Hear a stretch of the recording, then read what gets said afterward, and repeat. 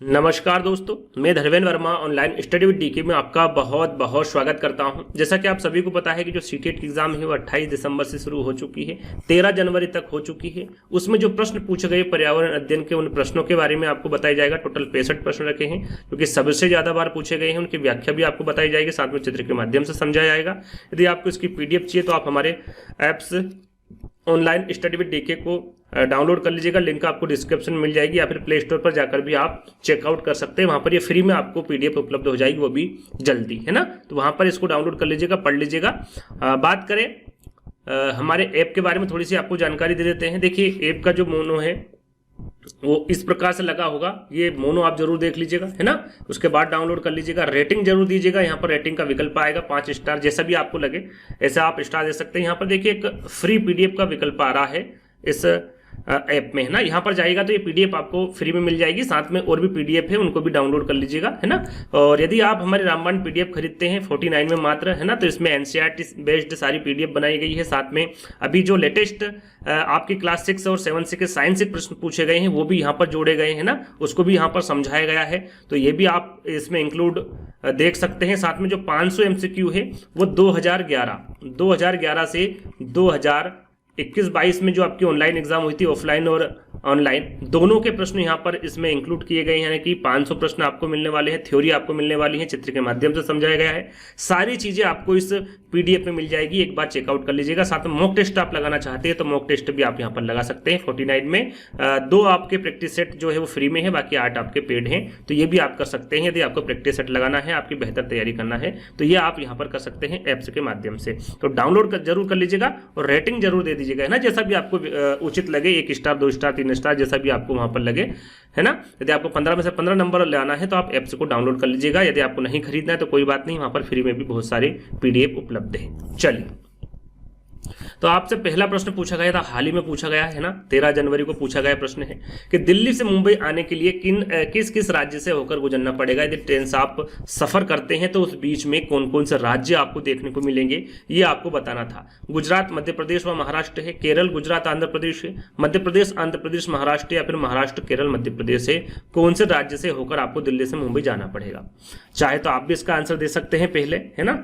तो सही आंसर आपका क्या होगा यहाँ पर, गुजरात, मध्य प्रदेश और महाराष्ट्र, इन 3 राज्य से होकर आपको जाना पड़ेगा यदि दिल्ली से आप मुंबई जा रहे हैं तो। साथ में यदि आपको वहां पर हरियाणा दे दे या फिर राजस्थान दे दे, है ना, ये भी आपके दोनों के बीच में जो राज्य है वो हरियाणा भी पड़ता है, राजस्थान भी पड़ता है। याद रखिएगा 5 राज्य से होकर गुजरती ट्रेन, जैसे कि हरियाणा, राजस्थान, गुजरात, मध्य प्रदेश, महाराष्ट्र। तो यहाँ पर 3 राज्य थे, तो आपका पहला वाला जो विकल्प होगा वो आपका बिल्कुल सही होगा।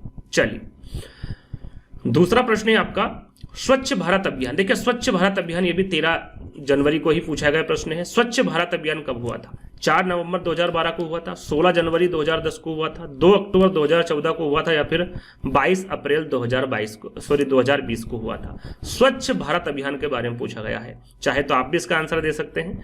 तो स्वच्छ भारत अभियान जो है ये आपका 2 अक्टूबर 2014 को, है ना, 2 अक्टूबर 2014 को ये अभियान शुरू हुआ था। अब बात कर लेते हैं, देखिए जितने भी अभियान हैं या फिर जो प्रमुख आंदोलन है उनके बारे में, ये भी आपको उसी पीडीएफ पे मिल जाएंगे और थ्योरी वहां पर इसकी मिल जाएगी आपको, है ना, यदि आपको खरीदते हैं तो यह अभियान कब आरंभ हुआ था तो 2 अक्टूबर 2014 को हुआ था। अब बात करते हैं विश्नोई आंदोलन की। जो विश्नोई आंदोलन की यदि पूछे, आपका वर्ष पूछे कि इसकी जो शुरुआत है वो कब हुई थी, तो ये 1700 के दशक में हुई थी, या फिर कह सकते हैं 1730 में हुई थी। कब हुई थी, 1730 में हुई थी। स्थान कहाँ का है, विश्नोई आंदोलन कहाँ हुआ था, तो राजस्थान में हुआ था। इसका जो नेतृत्व है या फिर जो नेता है वो कौन थी, तो अमृता देवी बिश्नोई। पूछा जाता है ना विश्नोई आंदोलन के बारे में, तो इसके बारे में आपको जानकारी होना चाहिए, ये ऐप के माध्यम से, और इसको आप विस्तृत रूप में जान सकते हैं। अब बात करते हैं चिपको आंदोलन। देखिए, चिपको आंदोलन के बारे में भी सीटेट एग्जाम में ज्यादातर प्रश्न पूछे जाते हैं और शायद पूछा भी गया होगा। तो चिपको आंदोलन की जो शुरुआत है वो कब हुई थी, तो 1973 में हुई थी ना। यहाँ पर तारीख नहीं पूछी जाती, तारीख यदि याद रखना तो रख लीजिएगा, 24 अप्रैल है, लेकिन सन आपको याद रखना है 1973 को, है ना। उत्तराखंड के गढ़वाल मंडल के चमोली जिले से, है ना, चमोली जिला वहां पर, उत्तराखंड के चमोली जिले, इतना आपसे विकल्प में पूछेगा, है ना। यहाँ पर मंडल, गढ़वाल, ये सिर्फ थोड़ी सी जानकारी आपको दी गई है। याद आपको क्या रखना है, उत्तराखंड के चमोली जिले में। और ये आंदोलन कब हुआ था, जैसा कि अभी हमने आपको बताया 1973 में। इसका स्थान कौन सा है, उत्तराखंड है। और इसका जो नेतृत्व किया था तो वो चंडी प्रसाद चंडी प्रसाद भट्ट, सुंदरलाल बहुगुणा, और भी इसमें नेतृत्व करता थे, लेकिन ये जो है ये इंपॉर्टेंट है, तो इन दोनों को अच्छे से याद कर लीजिएगा, है ना। आगे हम बात करते हैं एपिको आंदोलन। एपिको आंदोलन के बारे में पूछा जाता है, तो ये जो आंदोलन है इसकी शुरुआत कब हुई थी, तो ये इसकी शुरुआत हुई थी आपकी 1983 में। स्थान कौन सा है, कर्नाटक है, और इसका नेतृत्व किसने किया था, तो ये पांडुरंगा हेगड़े ने किया था। इसका विस्तृत रूप चाहिए तो मैंने आपको बता दिया, पीडीएफ में जाइएगा, वहां पर इसका आपको विस्तृत रूप मिल जाएगा, ठीक है।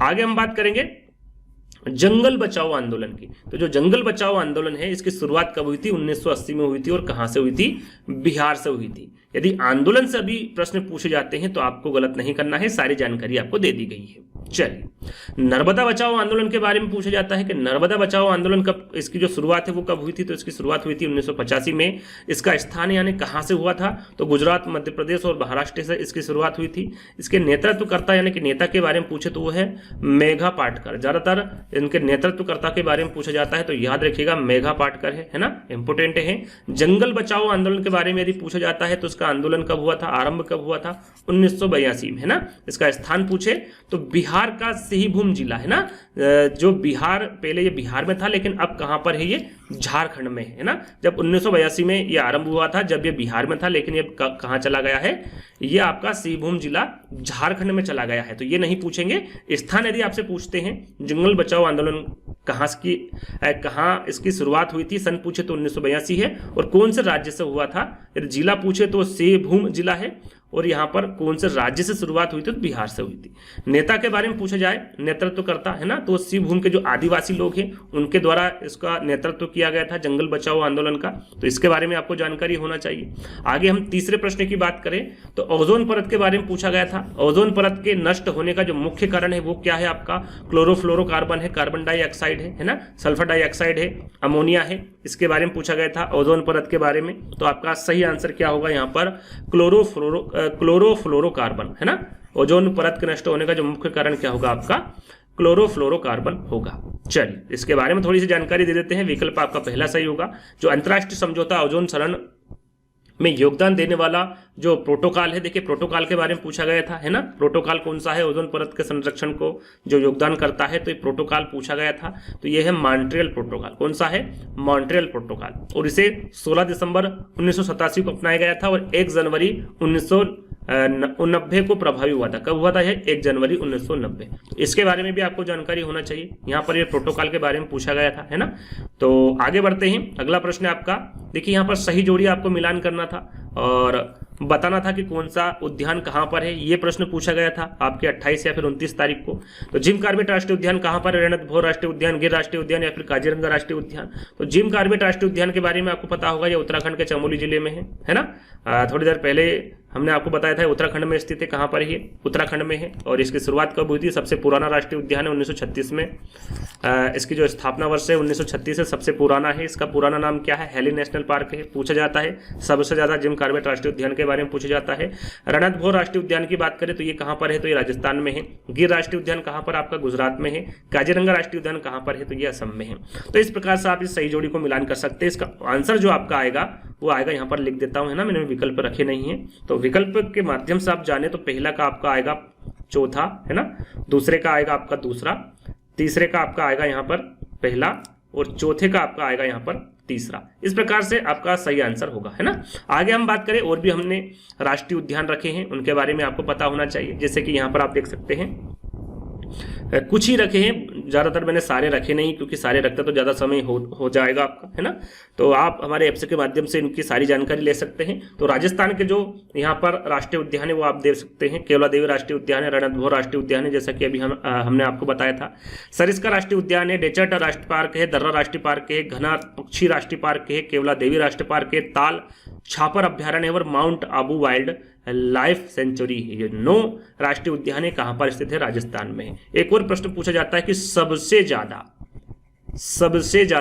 राष्ट्रीय उद्यान कहाँ पर है, तो वो कहाँ पर है आपका मध्य प्रदेश में है। कहाँ पर है, मध्य प्रदेश में है ना, ये याद रखिएगा। और टाइगर स्टेट किसे कहा जाता है, तो वही मध्य प्रदेश को कहा जाता है। आगे हम बात करेंगे, जैसे कि यहाँ पर आप देख सकते हैं मध्य प्रदेश में कितने हैं, 11 है। कौन कौन से, कान्हा राष्ट्रीय पार्क है, पेंच राष्ट्रीय पार्क है, पन्ना राष्ट्रीय पार्क है, सतपुड़ा है, वन विहार है, रुद्र सागर झील है, बांधवगढ़ है, संजय नेशनल पार्क है, माधव राष्ट्रीय पार्क है, कूनो नेशनल पार्क है और मांडला प्लांट फोसिल राष्ट्रीय पार्क है। ये जो 11 राष्ट्रीय पार्क है ये कहाँ पर है, मध्य प्रदेश में स्थित है।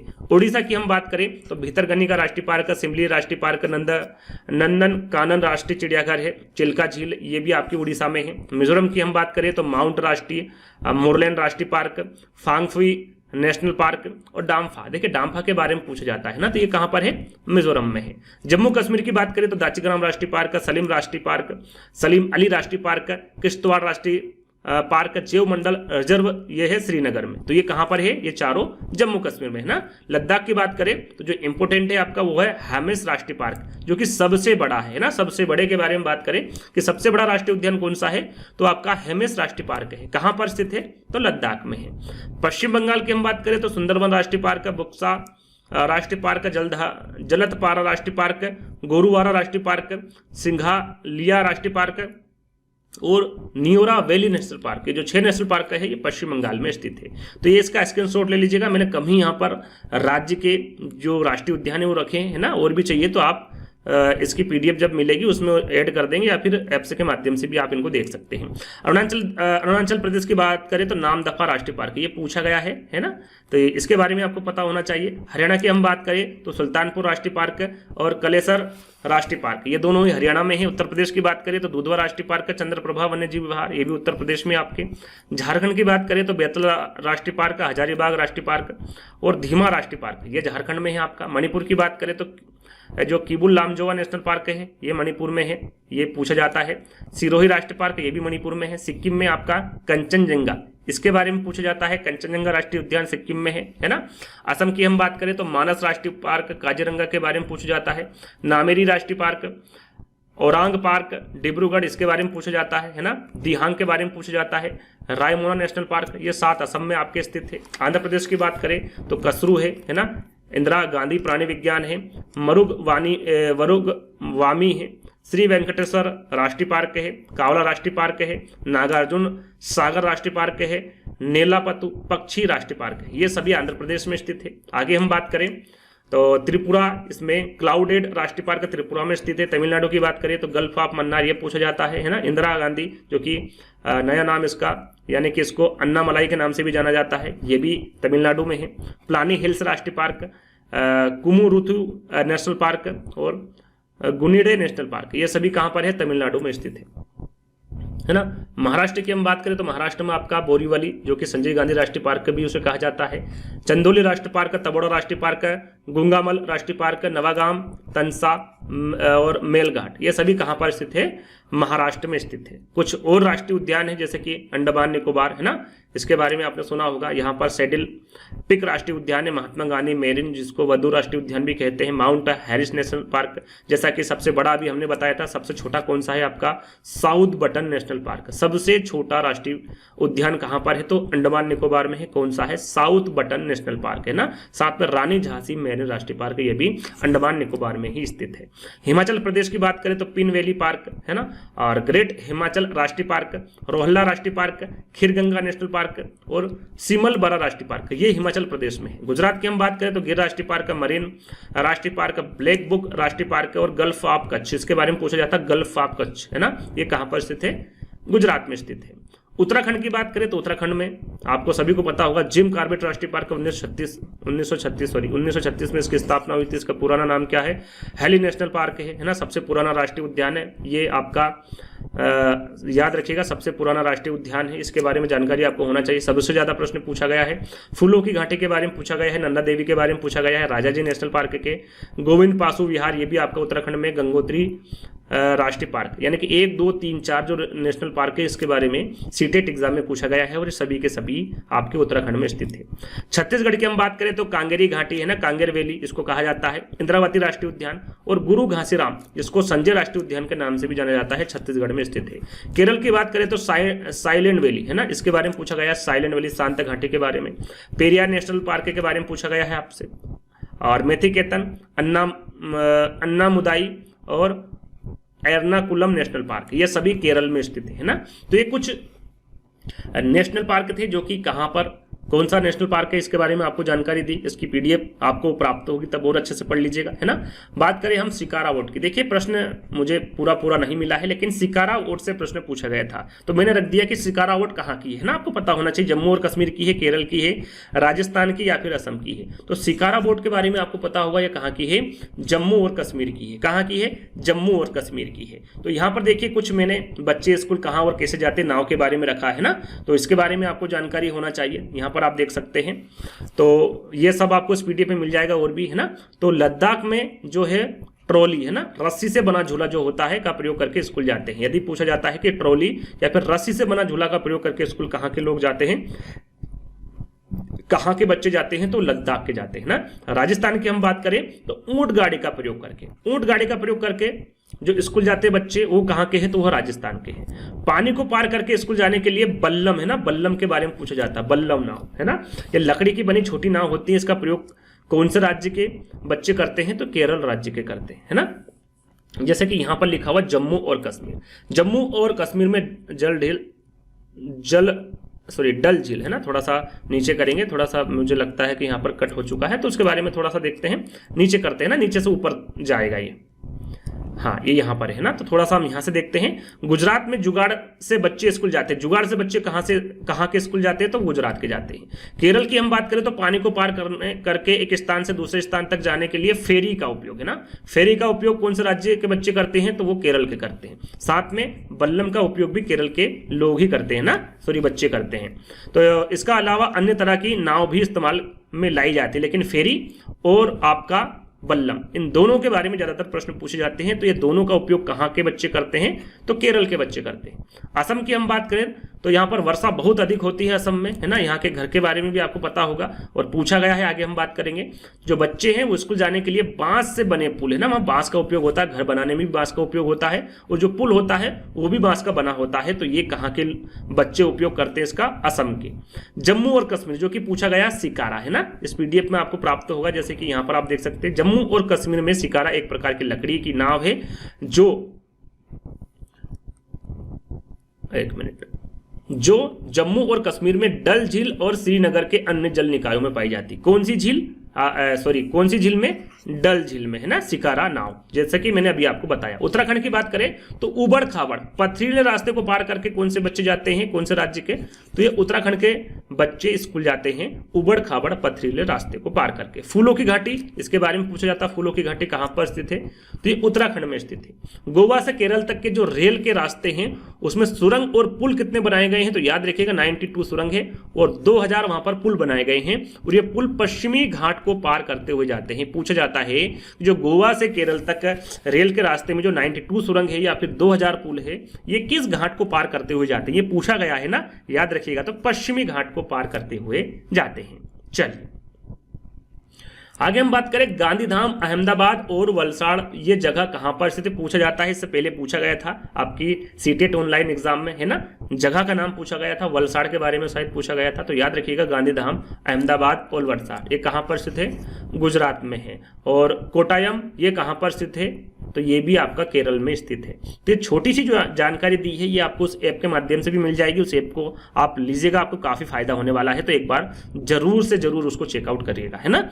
आगे हम बात करें छठे प्रश्न की, जो पूछा गया था आपका कि वायुमंडल से ओजोन क्षरण निम्नलिखित में से किस रोग का कारण बनता है। देखिए वायुमंडल में जो ओजोन क्षरण होता है उस रोग का कारण आपको बताना है। इसका आंसर आप खुद भी दे सकते हैं, दिल का दौरा है, मस्तिष्क आघात है, क्षय है या फिर त्वचा कैंसर है। तो ओजोन क्षरण जो वायुमंडल से होती है उसका कारण क्या होता है, होता है? आपका त्वचा का कैंसर होता है। कौन सा कैंसर होता है? त्वचा का कैंसर होता है। तो ध्यान दीजिएगा। आगे हम बात करेंगे, पक्षी से संबंधित काफी प्रश्न पूछे गए हैं और मोर से तो काफी प्रश्न पूछे गए हैं, और जो सीटेट के प्रीवियस ईयर पेपर है उसमें से काफी प्रश्न पूछे गए हैं। तो जो मैंने पीडीएफ आपको दी है ना, आपको ऐप्स के माध्यम से मिलेंगे, उसमें जो 500 प्रश्न है वो 2011 से लगाकर 2021-22 में जो आपकी एग्जाम हुई थी सारे प्रश्न आपको वहां पर मिल जाएंगे। यदि आप उस पीडीएफ को एक बार परचेस कर लेते हैं, पढ़ लेते हैं, तो मुझे नहीं लगता कि आपके 15 नंबर कहीं इधर उधर जाएंगे। तो एक बार चेकआउट जरूर कर लीजिए, है ना। तो उस पक्षी के बारे में पूछा गया था जिसकी सिर से दुम तक नीला है, वो कौन सा पक्षी है? तो 4 विकल्प पढ़ने की आवश्यकता नहीं है, सभी को पता है, वो मोर है। तो मोर के बारे में हर शिफ्ट में यानी कि कह सकते हैं कि पूछा गया है ना, मोर से संबंधित काफी प्रश्न पूछे गए इस बार। तो आगे हम बात करते हैं ओजोन क्षेत्र के बारे में। ओजोन छिद्र अधिक स्पष्ट कहां दिखाई देते हैं? कहां दिखाई देते हैं? भूमध्य रेखा पर, कर्क रेखा पर, मकर रेखा पर या फिर ध्रुव पर? तो ओजोन क्षेत्र जो अधिक स्पष्ट दिखाई देते हैं ये कहां पर देते हैं? ध्रुव रेखा पर दिखाई देते हैं। कहां पर? ध्रुव रेखा पर। 4th वाला विकल्प आपका सही होगा। देखिए, ये जो प्रश्न पूछा गया था ये आपका सीटेट ऑफलाइन में भी पूछा गया था और ऑनलाइन में भी पूछा गया, और फिर से पूछा गया है कि कौन सा सामाजिक कीट नहीं है जो समाज में नहीं रहता है, या फिर समाज में है ना, या फिर वो अपवाद भी उसे माना जाता, अपवाद।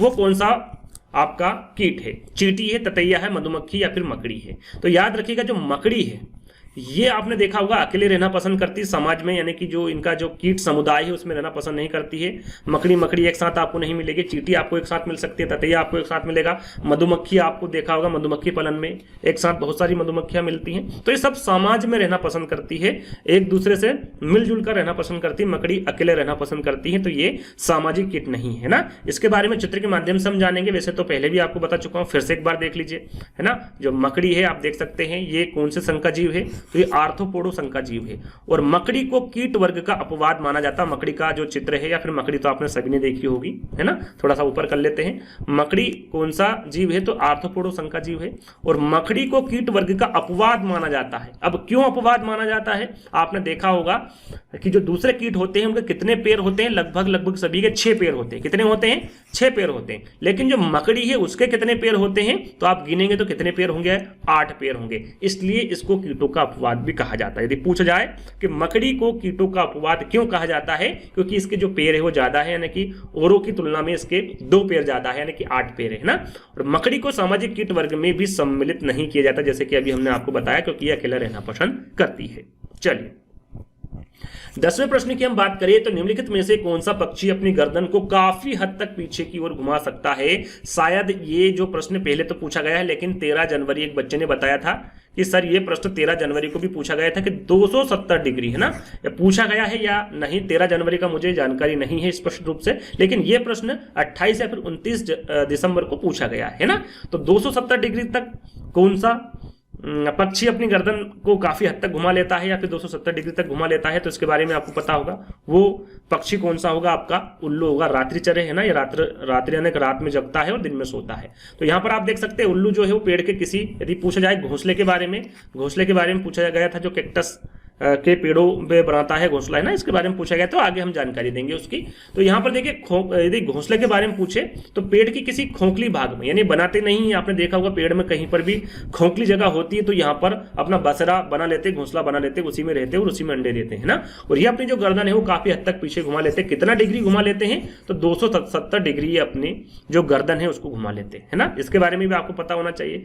झटके वाला प्रश्न भी आया था कि कौन सा पक्षी अपनी गर्दन झटके से आगे पीछे करता है, तो ये पहले भी पूछा जा चुका है प्रीवियस ईयर पेपर में। यदि आप बच्चों से राय लेंगे जिनका एग्जाम हो चुका है, तो मुझे नहीं लगता कि वो आपको राय देंगे कि भाई प्रीवियस ईयर पेपर ना पढ़े।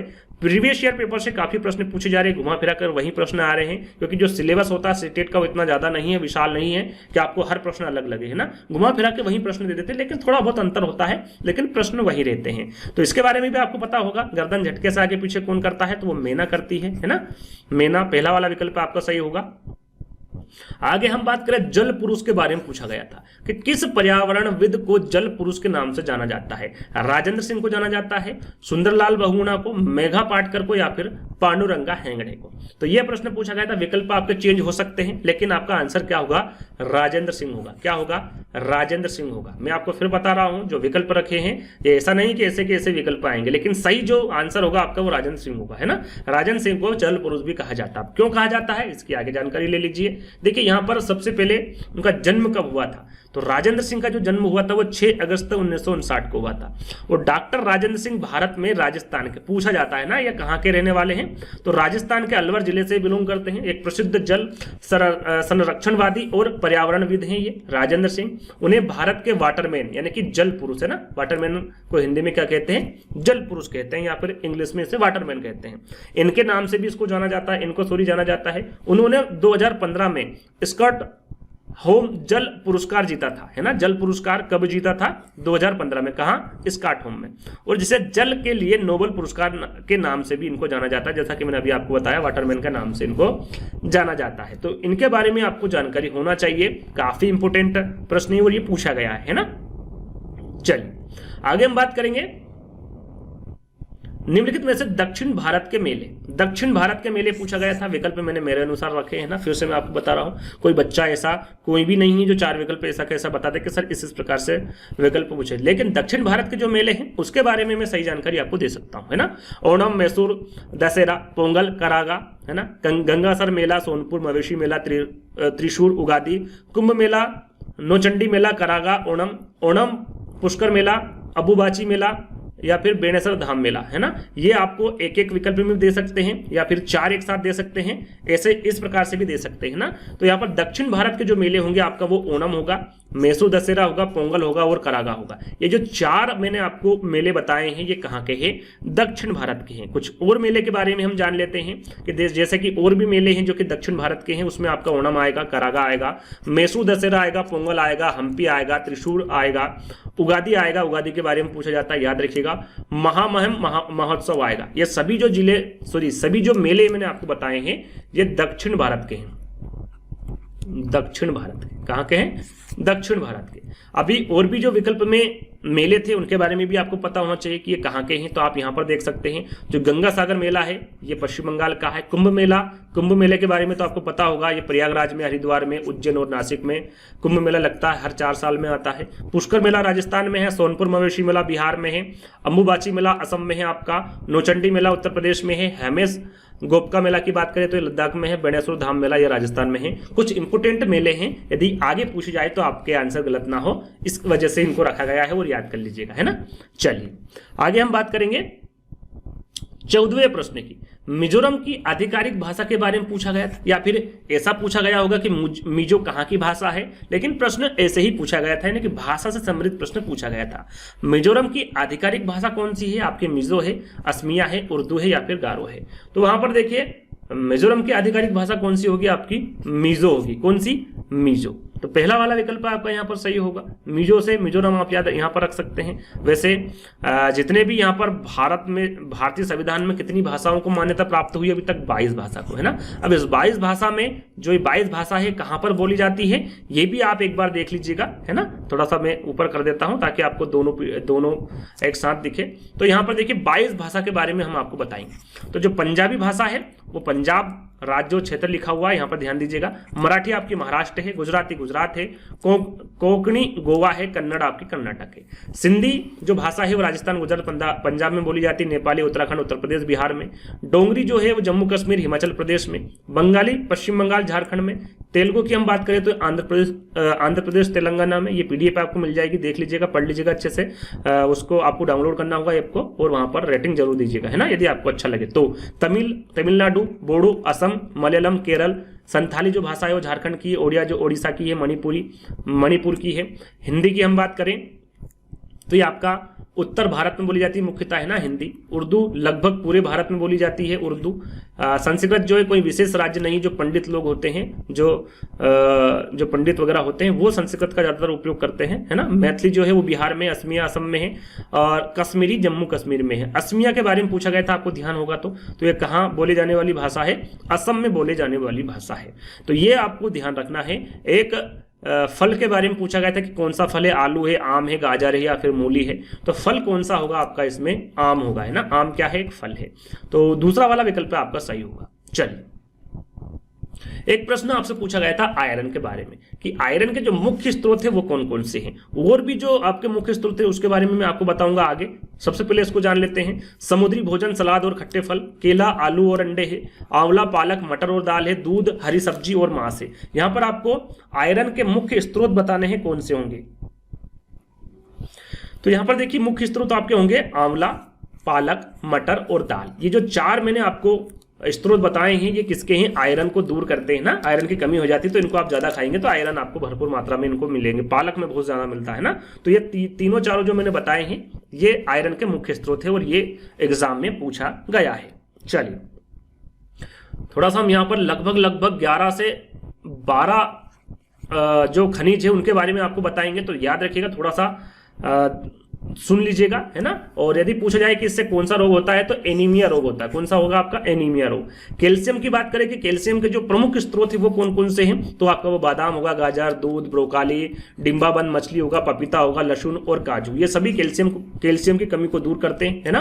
Chloride, table salt, soya sauce, liver, unprocessed meat, दूध और मूंगफली। जो पीडीएफ है उसमें ये सारी जानकारी आपको मिल जाएगी, है ना। ठीक है, जो आप परचेस करेंगे उसमें भी, और जो ये मैं पीडीएफ दूंगा उसमें भी ये आपको मिल जाएंगे। आगे हम बात करें कॉपर की।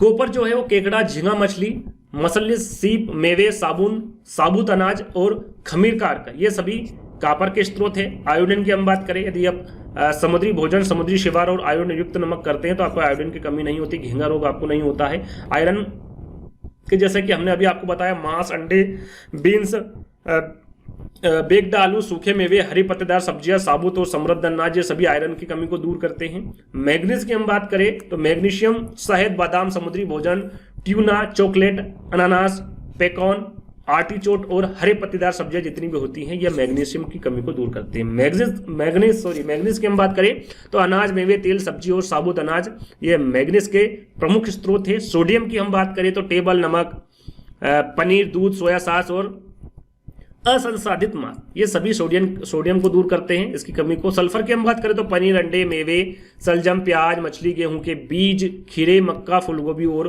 ब्रोकाली, ये सल्फर के प्रमुख स्रोत हैं, है ना।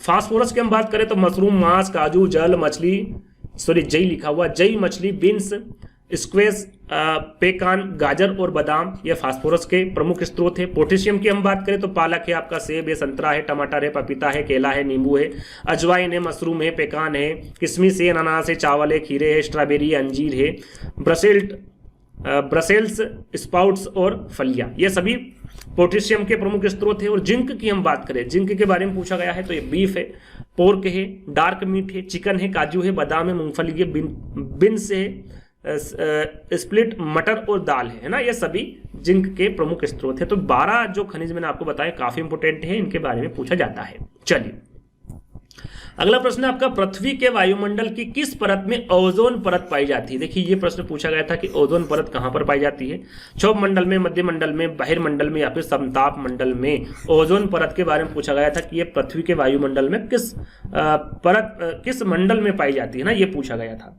तो आपका सही आंसर क्या होगा, समताप मंडल। कहां पर पाई जाती है, समताप मंडल में पाई जाती है ओजोन परत। चलिए जैसा कि आप यहां पर देख सकते हैं समताप मंडल है ना, ओजोन परत समताप मंडल में स्थित है जो कि पृथ्वी की सतह से कितने किलोमीटर ऊपर है, 15 से 30 किलोमीटर ऊपर है। कितना, 15 से 30 किलोमीटर ऊपर। एक और प्रश्न पूछा जाता है कि ओजोन दिवस कब मनाया जाता है, तो जो ओजोन दिवस है ये 16 सितंबर को मनाया जाता है। कब मनाया जाता है, 16 सितंबर को।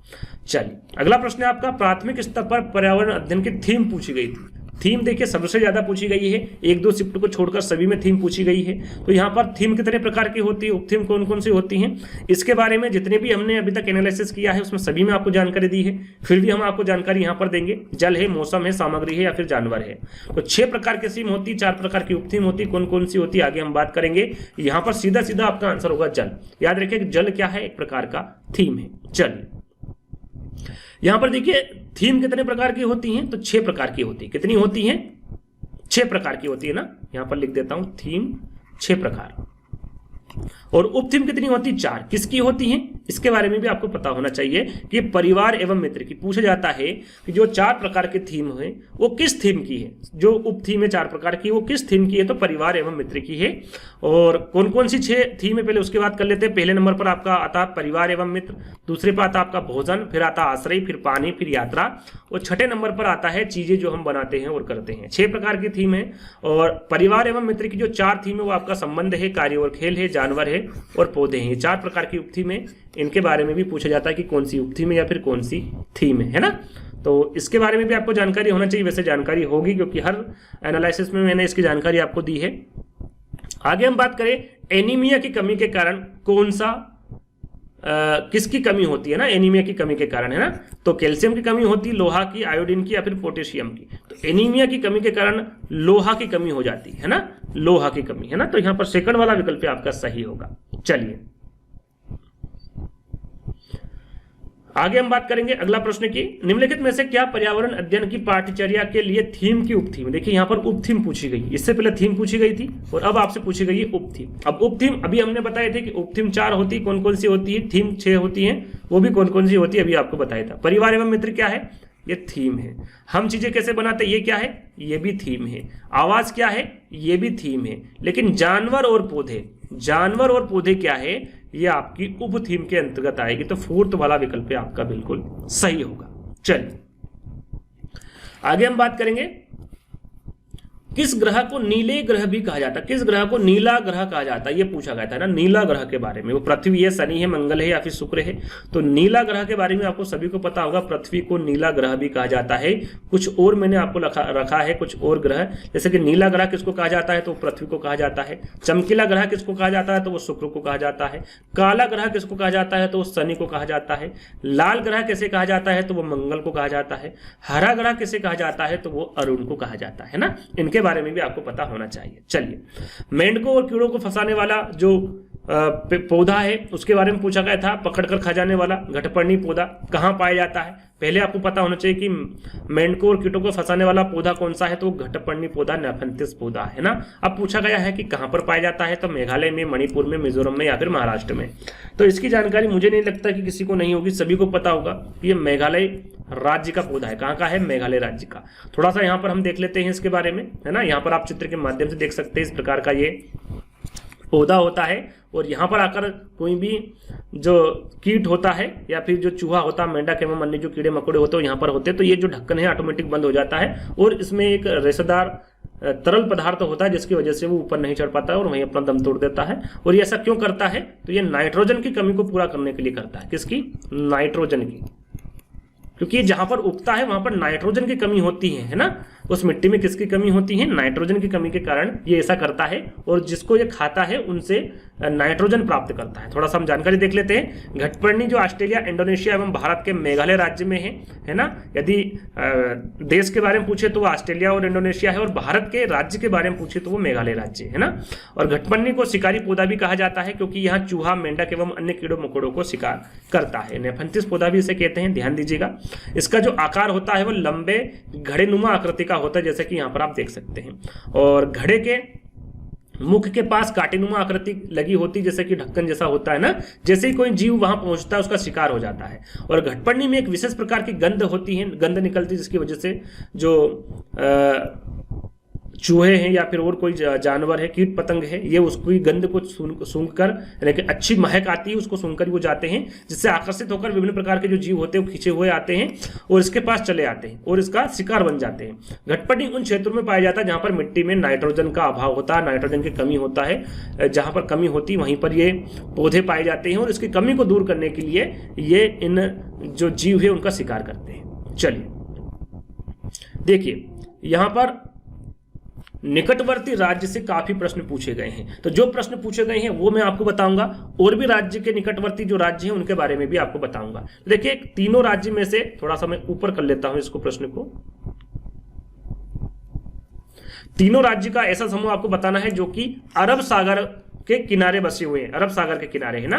केरल, कर्नाटक, महाराष्ट्र है, केरल, कर्नाटक, आंध्र प्रदेश है, ओडिशा, आंध्र प्रदेश, महाराष्ट्र या फिर महाराष्ट्र, केरल, पश्चिम बंगाल है। तीनों राज्यों का ऐसा समूह आपको बताना है जो कि अरब सागर से सटे हुए राज्य है।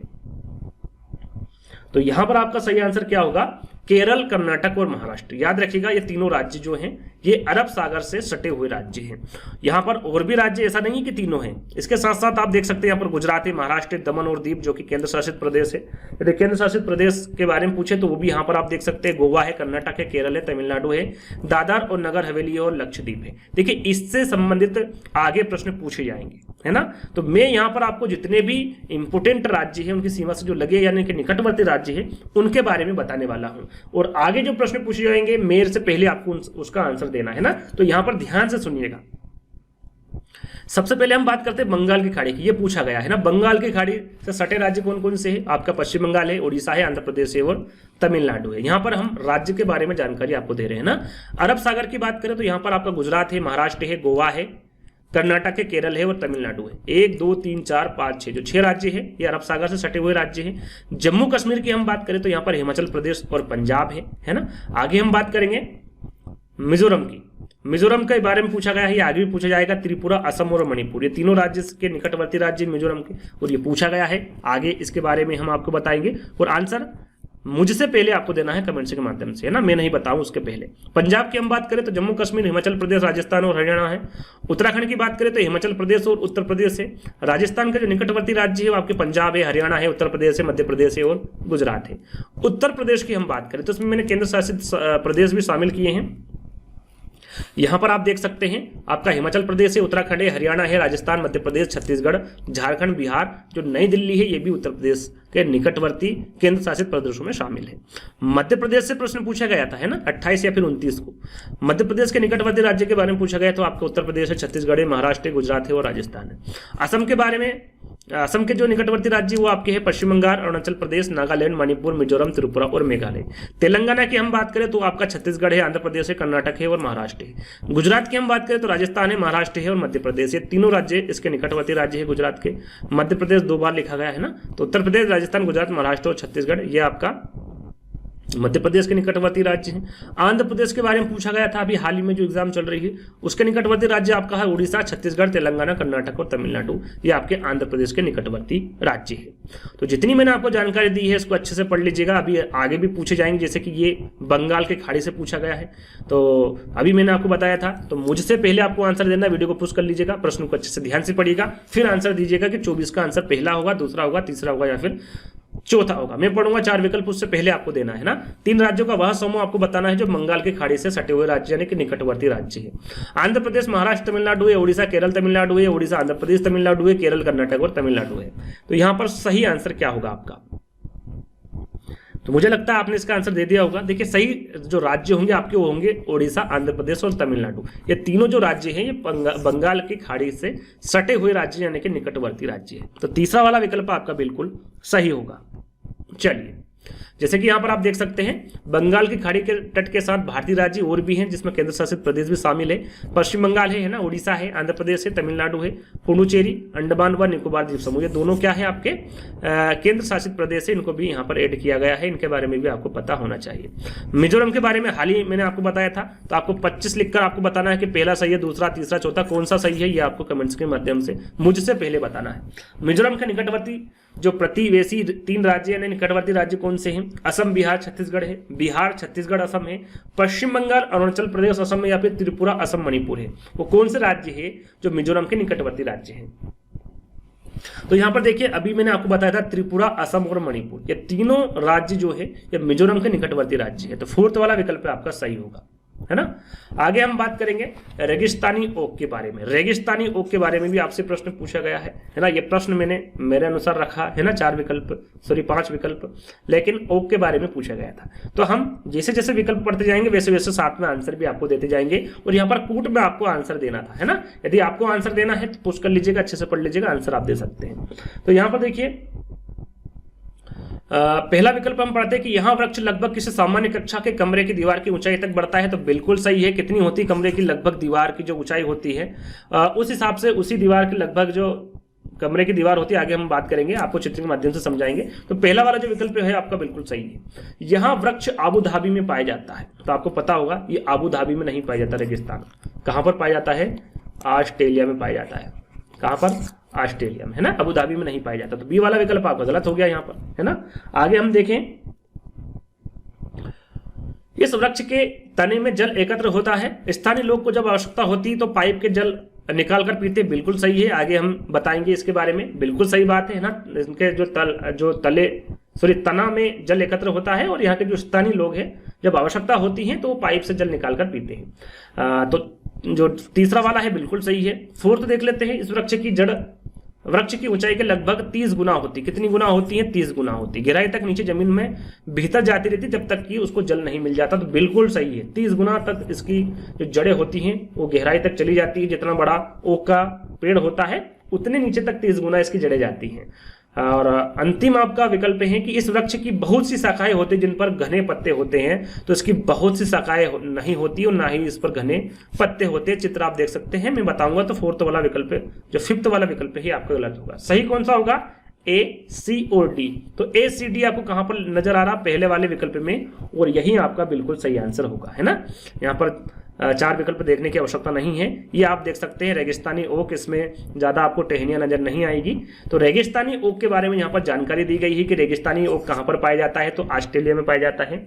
रेगिस्तानी ओक, जैसे कि हमने कमरे की दीवार कितनी होती? 10 से 12 फीट होती लगभग, है ना, इतनी ही होती है। तो उसके बराबर होती। बिल्कुल सही बात है, जैसा कि मैंने आपको बताया था। तो इसके तना जो होता है वो 10 से 12 मीटर का होता है।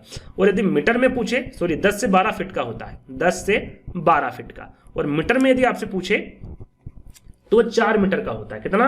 4 मीटर का। और ऑस्ट्रेलिया के कुल भूभाग के सर्वाधिक क्षेत्रफल पर मरुस्थल का विस्तार है। इसे प्यासी धरती की भूमि भी कहा जाता है। किसको? ऑस्ट्रेलिया को, है ना।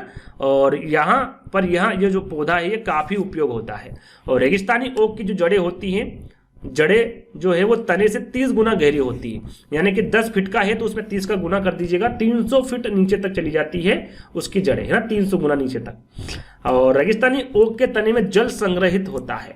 और स्थानीय निवासी के सामने जब जल संकट आता है तो ये एक चाकू की मदद से, चाकू एवं पाइप की मदद से तने में संग्रहित जल का उपयोग करते हैं। उसको पीने में इसका उपयोग करते हैं ना। उसकी जो जड़ है उसको काट के उसमें से पानी निकाल लेते हैं चाकू की मदद से, और पाइप लगाकर उसको पी लेते हैं ना। ये जब जल संकट होता तब करते हैं। चलिए आगे हम बात करें कि नीचे दिए गए हमारे देश के किस राज्य केंद्र शासित प्रदेश के अधिकांश सामान्य लोग को नारियल की डली हुई किसी भी करी के साथ उबला हुआ टेपियोका, जहां पर टेपियोका आ जाए वहां पर आपको क्या लगाना है? केरल लगा देना है। क्या लगा देना है? केरल। बिल्कुल सही होगा, जहां पर टेपियोका सबसे ज्यादा पैदा होता है और इसकी वजह से यहाँ पर टेपियोका का ज्यादा उपयोग होता है। खाना लोग पसंद भी करते हैं नारियल डली के साथ में। तो टेपियोका जहां पर आ जाए इसको उबाल कर खाया जाता है ना। तो केरल वहां पर आपका बिल्कुल सही आंसर होगा।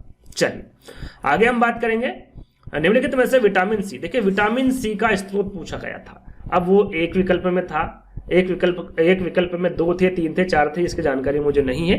ये मेरे अनुसार विकल्प रखे गए। दूध है, अंडा है, नींबू है या फिर सोयाबीन। विटामिन सी जिसमें खट्टापन होता है वही विटामिन सी का स्रोत होता है। तो वो क्या होगा? आपका नींबू होगा, है ना। नींबू विटामिन सी का स्रोत होगा। आपका तीसरा वाला विकल्प बिल्कुल सही होगा। चलिए यहां पर देखिए नींबू यानी कि उत्तर के साथ साथ यहाँ पर विटामिन के बारे में आपको बताया गया है। रासायनिक नाम उसका क्या है, बीमारी कौन सी होती है, उसके स्रोत कौन कौन से हैं, ये यहाँ पर बताया गया है। साथ में आपको पता होना चाहिए कि विटामिन 2 भागों में विभाजित है। कौन से? एक तो जल में घुलनशील है और दूसरा वसा में घुलनशील है। पूछा जाता है कि जल में घुलनशील विटामिन के बारे में बताइए, तो वो विटामिन आपके बी है और सी है। विटामिन बी और विटामिन सी। विटामिन बी में जितने भी विटामिन आते हैं वो सभी के बारे में यहाँ पर जिक्र किया जा रहा है ना। विटामिन बी और विटामिन सी दोनों ही जल में घुलनशील विटामिन है। और वसा की हम बात करें तो वसा में जो घुलनशील विटामिन है वो विटामिन ए, डी, ई और के, ये जो 4 विटामिन है ये वसा में घुलनशील विटामिन है। अब यहां पर देख लेते हैं कि विटामिन ए की कमी से कौन सा रोग होता है, इसका रासायनिक नाम क्या है, उसके स्रोत कौन कौन से। तो विटामिन ए का जो रासायनिक नाम है वो आपका रेटिनॉल है। बीमारी कौन सी होती है? रतौंधी होती है। स्रोत कौन कौन से? आपका दूध है, घी है, गाजर है, अंडे है और पालक है। यह आपका विटामिन ए का स्रोत है ना। विटामिन बी का रासायनिक नाम क्या है? थायमिन है। इससे कौन सा रोग होता है? बेरी हो जाता है। इसके स्रोत कौन कौन से? खाद्यान्न है ना। खाद्यान्न में जितने भी अन्न आते हैं, अंडा है, दाल है, हरी सब्जी है। विटामिन सी की बात करें तो एस्कॉर्बिक जो अम्ल है, ये रासायनिक नाम है विटामिन सी का। स्कर्वी रोग हो जाता है और इसके स्रोत कौन कौन से? आंवला, संतरा, नींबू और टमाटर। यदि आप इसका सेवन करते हैं तो आपको विटामिन सी की कमी नहीं होगी। विटामिन डी कैल्सीफेरोल है ना, इससे कौन सा रोग हो जाता है? रैकेट्स रोग हो जाता है। सूर्य के प्रकाश के जो सुबह सुबह की किरणें होती हैं वहां पर आप यदि 10 से 15 मिनट, 20 मिनट, आधा घंटा बैठ जाएंगे तो विटामिन डी की कभी आपको कमी नहीं होगी। यदि आप ऐसा नहीं करते हैं तो आपको दूध, मछली का तेल इसका उपयोग करना होगा, तो आपको विटामिन डी की कमी नहीं होगी। विटामिन ई की हम बात करें तो टोकोफेरोल, इससे कौन सा रोग होता है? बाचपन होता है। गेहूं, हरी सब्जी, मटर, मक्का खाएंगे तो विटामिन ए की कमी आपको नहीं होगी। विटामिन के की बात करें तो फिलोक्विनोन, ये इसका रासायनिक नाम है। और कौन सी बीमारी होती है? रक्त का थक्का ना बनना, यानी कि जो रक्त निकलता रहता है वो वहां पर बंद नहीं होता है ना। तो ये जो बीमारी होती है विटामिन के की कमी से होती है। और यदि इसकी कमी आपको हो जाती है तो आपको क्या खाना चाहिए? दूध, दही और पनीर ज्यादातर खाने चाहिए। तो ये विटामिन और रासायनिक नाम, कौन सी बीमारी होती, कौन से स्रोत है, इसके बारे में आपको जानकारी दे दी गई है। तो इसके बारे में आपको पता होना चाहिए। देखिए, मधुबनी के बारे में पूछा गया था कि मधुबनी चित्रकला के बारे में सही कथन का आपको चयन करना था। 4 विकल्प आपको दिए थे, कूट में आपको आंसर देना था। तो यहां पर मैं जैसे जैसे विकल्प पढ़ता जाऊंगा आपको आंसर देता जाऊंगा। यहां पर यदि आप इसका आंसर खुद देना चाहते हैं तो वीडियो को पुश कर सकते हैं। यहां पर देखिए, पहला आपका विकल्प है कि इन चित्रों को बनाने के लिए नील, हल्दी, फूलों और पेड़ों से रंग आदि का उपयोग होता है। तो यहाँ पर जो प्राकृतिक रंग है बिल्कुल इसी का उपयोग होता है। तो पहला वाला विकल्प आपका बिल्कुल सही होगा। दूसरा विकल्प है चित्रों में मानव के, पशु, पेड़, फूल, पक्षी, मछली आदि दिखाई देते हैं। बिल्कुल सही, इन्हीं का चित्र बनाया जाता है। ये काफी प्रचलित हो गया है। मधुबनी चित्रकला आपको हर दीवार पे अब देखने को मिलेगी। बड़े बड़े शहरों में ये पहुंच गई है। हर दीवारों पर बड़ी बड़ी पेंटिंग सी बनी होती है, मधुबनी चित्रकला ही होती है। काफी ज्यादा प्रचलित हो गई है अभी ये हाल ही में। यहाँ लोक कला का बहुत पुराना रूप है, उसका नाम मधुबनी के नाम पर पड़ा, ये भी बिल्कुल सही है। मधुबनी राजस्थान का एक प्रसिद्ध जिला है। तो मधुबनी राजस्थान का प्रसिद्ध जिला नहीं है, बिहार का है। कहां का है? बिहार का है। तो फोर्थ वाला विकल्प आपका गलत होगा। सही कौन सा होगा? ए, बी और सी। तो ए, बी और सी कहां पर है? आपके फोर्थ वाले विकल्प में है और यही आपका सही आंसर होगा। चलिए आगे हम बात करेंगे। देखिए, सौर मंडल से प्रश्न पूछा गया था, पहले भी पूछा गया है, ये फिर पूछा गया है कि हमारे सौर मंडल में कौन सा ग्रह पृथ्वी से छोटा है। पृथ्वी से छोटा ग्रह के बारे में बताना है। मंडल, बृहस्पति, बुध या फिर शनि, या फिर सबसे छोटा ग्रह कौन सा है, इस प्रकार का प्रश्न पूछा गया था। तो आपको सभी को पता होगा वो बुध है। क्या है? बुध है। तीसरा वाला विकल्प आपका सही होगा। चलिए, निम्नलिखित का मिलान करना था आपको। एक तरफ स्थान दिया हुआ था और दूसरे तरफ उनके घर के बारे में बताया गया था कि कौन से स्थान पर किस प्रकार के घर बनाए जाते हैं, और कूट में आपसे आंसर पूछा गया था, है ना। आपके जो प्रश्न है इस प्रकार का नहीं, यदि ऐसा नहीं था, लेकिन स्थान और सामान्य घर पूछे गए थे। अब प्रश्न किस प्रकार का था, यानी कि किस राज्यों के बारे में पूछा गया था, ये मुझे नहीं पता है, ये मेरे अनुसार रखा गया प्रश्न है। देखिए, असम में किस प्रकार के घर बनाए जाते हैं, लद्दाख में, मनाली में, या फिर हिमाचल प्रदेश में, या फिर राजस्थान में किस प्रकार के घर बनाए जाते हैं। मनाली में तो हाल ही में प्रश्न पूछा गया था, मनाली के घर के बारे में। लद्दाख के बारे में पूछा गया था, असम के बारे में पूछा गया था। तो एक ही प्रश्न में आपको ये जानकारी मिल जाएगी, है ना। तो असम में किस प्रकार के घर बनाए जाते हैं ये आपको बताना है। तो इसमें जो घर बनाए जाते हैं, असम में ज्यादा बारिश होती है ना, वहां पर जंगल है ज्यादा, वहां पर बांस अधिक होते हैं, तो यहाँ पर मजबूत बांसों से बने ढालू छतें यहां पर बनाई जाती है। तो पहले का आपका क्या हो गया? 5 नंबर हो गया है ना पहले का। दूसरे का आपका लद्दाख में किस प्रकार के घर बनाए जाते हैं, तो लद्दाख में मिट्टी के पर कटीले घर, झाड़ियों से बनी छतें बनाई जाती है। नहीं सॉरी, लद्दाख में किस प्रकार के घर बनाए जाते हैं? पत्थर से बने फर्श, जो छतें होती है लकड़ी की बनी होती हैं। तो लद्दाख में किस प्रकार के घर बनाए जाते हैं? पत्थर के बने फर्श, छतें यहाँ पर लकड़ी की बनी होती है। मनाली है ना, यहाँ पर भी बर्फबारी होती है, काफी पानी यानी कि वर्षा होती है। तो इसमें किस प्रकार के घर बनाए जाते हैं? तो यहाँ पर इसमें पत्थर, लकड़ी के बने घर होते हैं, उनकी जो छतें होती हैं वो ढालू होती हैं। तो आप देखेंगे फोर्थ वाले विकल्प में यहाँ पर लिखना भूल गया, आपका दूसरे का क्या होगा? दूसरा होगा। और तीसरे नंबर पे आपका होगा चौथा। और राजस्थान में किस प्रकार के? राजस्थान में वर्षा बहुत कम होती है, वर्षा बहुत कम होती है, तो उस वजह से यहाँ पर घर किसके बनाए जाते हैं? मिट्टी के घर बनाए जाते हैं। किसके? मिट्टी के घर बनाए जाते हैं। मिट्टी के घर पर कटीली मतलब मिट्टी के घर बनाए जाते हैं, और जो झाड़ियां होती है वो कटीली होती है। थोड़ा सा यहाँ पर लिखने में मिसप्रिंट हो गया है ना, इधर आता है, कटीली झाड़ियों की बनी यहाँ पर छतें होती हैं। तो ये आप सोल्व करेंगे तो आपका चौथे का हो जाएगा तीसरा, यानी कि पहले वाले विकल्प में देखेंगे तो बिल्कुल सही होगा। इस प्रकार के घर आपके बने होते हैं असम, लद्दाख, मनाली और राजस्थान में। चलिए आगे हम बात करेंगे। कोई छात्र ए पर है ना, और बी पर पहुंचना चाहता है। इसके लिए वहां पहले ओ पर जाता है जो ए के ठीक उत्तर में 90 मीटर दूरी पर है, और फिर वहां ओ से बी पर ठीक पश्चिम दिशा में 120 मीटर दूरी तय करके पहुंचता है। ए की बी से कम दूरी और बी के सापेक्ष दिशा क्रमशः आपको बताना। देखिए दिशा से संबंधित प्रश्न पूछा गया था, है ना। अब ऐसा का ऐसा नहीं पूछा गया था, ये मैं नहीं कह सकता, लेकिन पूछा गया था और इसी प्रकार से पूछा गया था, है ना। अब इसको हम सोल्व कैसे करेंगे, इसका सोल्व करना बड़ा ही आसान है और इसके बारे में आपको पता भी होगा। चलिए इसको सोल्व कर लेते हैं पहले हम। तो सबसे पहले प्रश्न को पढ़ लेते हैं। देखिए सबसे पहले हम यहाँ पर पॉइंट बनाएंगे, है ना। एक पॉइंट बना लेते हैं जहां से वो चलेगा। ये पॉइंट हमने बना लिया। कहां से कहां तक चलेगा, ए के ठीक उत्तर में 90 मीटर दूरी पर चलेगा। तो सबसे पहले आपको पता होना चाहिए, दिशा का ज्ञात होना चाहिए। सबसे ऊपर क्या होता है, यहाँ पर बना लेते हैं, थोड़ा सा ध्यान दीजिएगा। यहाँ पर सबसे ऊपर क्या होगा, आपका उत्तर होगा। नीचे क्या होगा, आपका दक्षिण होगा। इधर क्या होगा, आपका पूर्व होगा। और इधर क्या होगा, आपका पश्चिम होगा। ये जो डायरेक्शन है इसके बारे में आपको पता होना चाहिए, इससे आप सरल से इसको हल कर सकते हैं। तो उत्तर में कितना चला वो, 90 मीटर। तो उत्तर किधर है, आपका ऊपर की तरफ है। तो यहाँ पर ऊपर हम ले लेते हैं, है ना। लाइन थोड़ा तिरछी बाकी होगी, इसको अवॉइड करिएगा। प्रश्न पर ध्यान दीजिएगा, 90 मीटर। और फिर वहां कौन चला, ए। कहां तक चला, ओ तक, है ना। ओ से बी पर ठीक पश्चिम दिशा में, पश्चिम कहां पर है आपका, इधर है। पश्चिम पे कितना चला वो, लाइन खींच लेते हैं, 120 मीटर, है ना। 120 मीटर चला ओ से बी तक। इस प्रकार से आप बना लेंगे, है ना। इससे आपको आसानी हो जाएगी उत्तर देखने में। चलिए ये 120 मीटर दूरी तय कर लेता है। उसके बाद पूछा गया कि ए की बी से कम दूरी, ए से बी की कम से कम दूरी पूछी और बी के सापेक्ष, यानी कि यहां कोई व्यक्ति खड़ा हुआ है और वो ए की तरफ देख रहा है। किधर देख रहा है ना, थोड़ा सा ध्यान दीजिएगा। ए की तरफ देख रहा है, यानी कि इधर देख रहा है। देख इधर रहा है, तो इसकी सापेक्ष दिशा ज्ञात आपको करना है। तो इधर आप देखेंगे तो यहां पर देखिए बी से ए तरफ जा रहा है वो, तो इस तरफ जाएगा वो, है ना। तो ये कौन सी दिशा होगी आपकी, दक्षिण पूर्व। कौन सी दिशा होगी, दक्षिण पूर्व। ये अभी आपकी दिशा ज्ञात हुई है। तो दक्षिण पूर्व कहां पर है, अभी देख यहां पर देखेंगे तो आपका दक्षिण पूर्व तीसरे वाले विकल्प में भी है और दूसरे वे में है।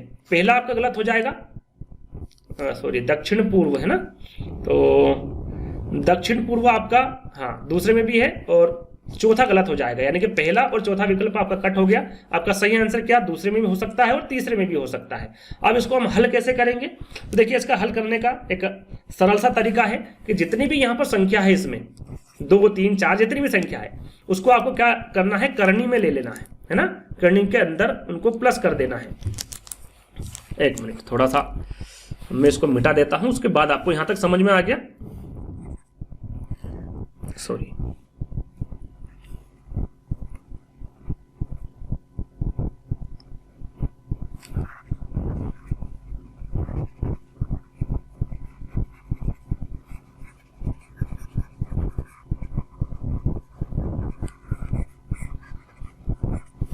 चलिए उत्तर आपका था यहां पर दक्षिण पूर्व, है ना। दक्षिण पूर्व आपके सेकंड में है और तीसरे में है। अब इसको हल कैसे करेंगे कि जितनी भी संख्या यहां पर है इसमें, उसको आपको किस में लिखना है, करनी में रख लेना, करनी में, है ना। कौन कौन सी संख्या आपकी 90 है, उनको क्या कर लेना है, आपको प्लस करना है और इसका वर्ग कर लेना है। 90 का वर्ग क्या होगा, ये 90 का आपको नहीं पता, 9 का तो पता ही होगा। 9 का क्या होगा आपका 81, है ना। और 2 जीरो आप लगा लेंगे, प्लस करेंगे। 12 का 120 का नहीं आता, 12 का आपको पता ही होगा 144 होता है। 144 में 2 जीरो लगा लेंगे, इसको हम करनी के अंदर ले लेंगे। करनी के अंदर ही हम इसको एक बार जोड़ लेंगे। कितना आएगा आपको जोड़ेंगे तो एक बार जोड़ के देख लीजिए कितना आएगा। तो लगभग इसका आएगा आपका 22,500। कितना आएगा, 22,500। इसको जोड़ने के बाद आपको उसको करनी से बाहर करना है। अब करनी से बाहर करेंगे तो क्या करना है, आपको इसका वर्गमूल निकालना है कि 22,500 का वर्गमूल क्या होता है। तो आप 150 × 150 करेंगे तो आपका 22,500 वर्ग निकल जाएगा, है ना। तो इसका वर्गमूल क्या होगा, आपका 150 होगा, 150 मीटर। अब आपका क्या था, दक्षिण पूर्व था, दक्षिण पूर्व। तो दक्षिण पूर्व कहां पर है आपका, तीसरा और दूसरे में है। लेकिन 150 मीटर कहां पर है, तीसरे वाले विकल्प में। और जो तीसरा वाला विकल्प है यही सही होगा। इसको अच्छे से कर लीजिएगा। और मुझे लगता है कि आप सभी को इसके बारे में पता भी होगा, किस प्रकार से करते हैं ये भी, इसके बारे में भी आपको जानकारी होगी। चलिए, तो 150 मीटर दक्षिण पूर्व आपका आंसर आएगा। चलिए, स्लोथ के बारे में पूछा गया था, है ना। स्लोथ लिखा हुआ, स्लोथ के बारे में पूछा गया था। तो 4 विकल्प यहां पर दिए हुए हैं। और जो सही होगा वो मैं आपको बता दूंगा जैसे जैसे विकल्प पढ़ते जाऊंगा। यदि आपको इसका आंसर लगाना है तो पुश कर लीजिएगा। स्लॉथ लगभग 40 वर्ष जीता है, बिल्कुल सही है। स्लॉथ कितने वर्ष जीता है? 40 वर्ष ही जीता है। और दिन में लगभग 17 घंटे वृक्षों की शाखाओं पर उल्टे सिर लटकाकर मस्ती से सोता है। 3 विकल्प पढ़ने की आवश्यकता नहीं, बिल्कुल आपका पहला वाला विकल्प ही सही होगा। 10 वर्ष नहीं जीता है, 40 वर्ष जीता है, 20 घंटे नहीं सोता, 17 से 18 घंटे सोता है, 17 वर्ष नहीं यहाँ पर है ना। ये तीनों विकल्प गलत है, सही कौन सा होगा? आपका पहला वाला है ना। इनके स्लॉथ के बारे में जान लेते हैं। स्लॉथ क्या है आप देख सकते हैं, ये भालू जैसा जानवर होता है, चित्र आप देख सकते हैं यहाँ पर। स्लॉथ एक अच्छा तैराक है। ये सभी आपको इस पीडीएफ में, पेड पीडीएफ में मिल जाएगा। सारे जितने भी पशु पक्षी जानवर है सभी आपको वहां पर मिल जाएंगे, चित्र के माध्यम से मिल जाएंगे। टॉपिक आपके सारे क्लियर हो जाएंगे वहां पर। अधिकांशतः जो स्लॉथ है वो अमेरिका महाद्वीप में पाए जाते हैं। कहां पर? अमेरिका महाद्वीप में पाए जाते हैं। जैसे उल्लू है रात्रिचर, वैसे यहाँ पर जो स्लॉथ भी रात्रिचर होता है। स्लॉथ पेड़ों पर उल्टे लटककर मस्ती से कितने घंटे सोते हैं? 17 से 18 घंटे। कहीं कहीं विकल्प में आपको 17 दे देंगे, कहीं कहीं 18 दे देंगे ना। 17 भी सही है आपका, 18 भी सही है। और जो स्लॉथ होता है सप्ताह में एक दिन सोच के लिए नीचे उतरता है। जो पेड़ पर रहता है तो एक दिन मात्र नीचे उतरता है सोच के लिए। और स्लॉथ जिस पेड़ पर रहता है उसी पेड़ की वो पत्तियां को खाता है। लगभग कितने वर्ष जीवित रहता है? तो 40 वर्ष रहता है। और अपने पूरे जीवन काल में यानी कि 40 वर्ष के जीवन काल में मात्र 7 से 8 पेड़ों को ही ये बदलता है, इन पर ही रहता है। बहुत आलसी जीव होता है ये, है ना। तो इसके बारे में आपको पता होना चाहिए। मडगांव से नाकरकोइल के बीच की दूरी लगभग कितनी है? 1134 किलोमीटर है। यदि इस दूरी को कोई रेलगाड़ी 21 घंटे में तय करती है तो इन दोनों शहरों के बीच रेलवे स्टेशन की जो बीच की रेलगाड़ी की औसत चाल है वो मीटर प्रति सेकंड में देना है आपको। मीटर प्रति सेकंड में, है ना। ये सभी आंसर आपको किस में देना है? मीटर प्रति सेकंड में। अब इसको कैसे हल करेंगे आप? इसका भी सरल सा तरीका है, वैसे आपको पता होगा, फिर भी मैं हल करके इसको बता देता हूं। देखिए, हमेशा ज्यादातर जो प्रश्न पूछे जाते हैं वो चाल से संबंधित होते हैं। इसके चाल निकालना है और चाल का सूत्र कौन सा होता है? आपका दूरी बटे समय। इस सूत्र को याद कर लीजिएगा, दूरी बटे समय। दूरी कितनी है यहाँ पर? आपकी दूरी है 1134, है ना। और आपका समय कितना है? 21 से। आप 21 से 1134 को काटेंगे तो कितनी बार कटेगा? 54 बार, है ना। कितनी बार कटेगा? 54 बार। लेकिन जो 54 आया है ये किस में आया? आपका किस में आया है? ये आपका आया है किलोमीटर प्रति घंटे में। किलोमीटर प्रति घंटे में आया है, लेकिन आपका आंसर किस में देना है? मीटर प्रति सेकंड में देना है। तो इसको हल करने के लिए आपको पता होगा 54 में किसका आप भाग देंगे? 5/18 का। किसका देंगे? 5/18 का। 18 को हम 54 काटेंगे, 3 बार कटेगा और 5 कितने होते हैं? 15। ये 15 क्या है आपका? मीटर प्रति सेकंड। तो 15 यहां पर आंसर होगा आपका, पहला वाला बिल्कुल सही होगा। चलिए आगे हम बात करेंगे। इस प्रकार से इस प्रश्न को भी आप हल कर सकते हैं। कोई ज्यादा टफ सवाल नहीं है, सरल से सवाल है जो पूछे जाते हैं ईवीएस में, है ना। इस प्रकार का प्रश्न पूछा गया था। आगे देखिए, सही जोड़ी का आपको मिलान करना था। नृत्य से संबंधित, नृत्य से संबंधित सभी शिफ्ट में पूछा गया है, 1-2 शिफ्ट को छोड़कर, है ना। नृत्य से संबंधित जितने भी इंपॉर्टेंट नृत्य हैं उनको भी रखा गया है, तो उनको भी देख लीजिएगा। देखिए, चेहरा नृत्य के बारे में पूछा गया था, भांगड़ा, कथकली या फिर बिहू के बारे में। ये कहाँ के लोक नृत्य हैं, तो आपको सही जोड़ी का मिलान करना था। अब सही जोड़ी का मिलान आप कैसे करेंगे? यहाँ पर देखिए, चेराव नृत्य कहाँ का है? तो याद रखिएगा, चेराव नृत्य मिजोरम का है। चेराव नृत्य के बारे में काफी प्रश्न पूछे गए हैं। भांगड़ा कहाँ का है? तो इसके बारे में तो बताने की जरूरत नहीं, सभी को पता है, पंजाब का है। कथकली कहाँ का है? आपका कथकली आपका केरल का है। और बिहू कहाँ का है? आपका असम का है। तो इस प्रकार यदि आप सही जोड़ी मिलान करेंगे तो पहला जो विकल्प होगा ये आपका बिल्कुल सही होगा, है ना। इस प्रकार का प्रश्न पूछा गया था। आप जितने भी इंपोर्टेंट नृत्य है उनको भी मैंने यहाँ पर रखा हुआ है ना। आगे नृत्य के 1-2 सवाल पूछे जाएंगे, उसका आंसर मेरे से आपको पहले देना है। जैसे कि अभी निकटवर्ती राज्य के आपने आंसर दिए, वैसे ही नृत्य से संबंधित भी आंसर आपको देना है, क्योंकि सारे नृत्य में यहां पर आपको बताने वाला हूं, है ना। चलिए देखिए, एक तरफ नृत्य लिखा हुआ है, एक तरफ उसके राज्य लिखे हुए हैं ना। तो पहला आपका आएगा घूमर। घूमर कहां का नृत्य है? तो राजस्थान का है। भांगड़ा पंजाब का है। लावणी आपका महाराष्ट्र का है। चोंग आपका नागालैंड का है। ओडिसी आपका ओडिशा का है। बिहू आपका असम का है। मुखोटा आपका अरुणाचल प्रदेश का है। कथकली आपका केरल का है। गढ़वाली की बात करें तो उत्तराखंड का है। कुचिपुड़ी आंध्र प्रदेश का है। भरतनाट्यम तमिलनाडु का है। रासलीला और कथक, ये जो दोनों नृत्य हैं ये उत्तर प्रदेश के हैं। यक्ष ज्ञान आपका कर्नाटक का है। गरबा आपका गुजरात का है।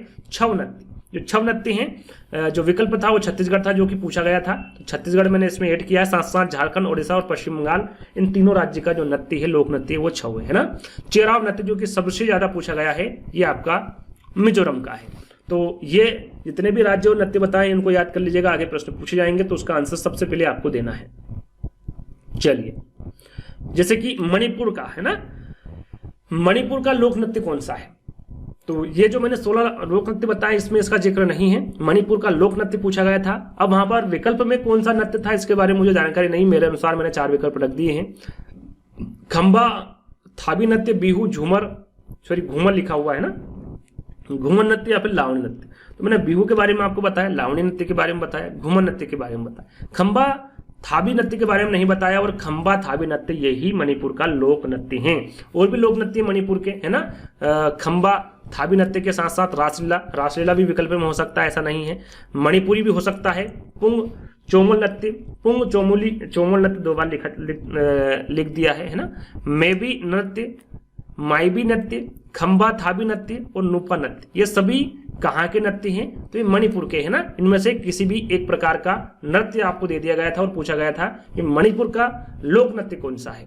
तो विकल्प में कौन सा नृत्य था इसके बारे में मुझे जानकारी नहीं है। यदि आपका पेपर था तो आप बता सकते हैं कमेंट्स के माध्यम से। चलिए, मधुमक्खी के बारे में पूछा गया था। मधुमक्खी के बारे में आपको कथन बताना था कौन सा सही है या फिर कौन सा गलत है। तो जैसे जैसे विकल्प आएंगे मैं आंसर देता जाऊंगा, आप इसको पुश करके आंसर दे सकते हैं। तो यहाँ पर 37 का आंसर क्या होगा? 37 का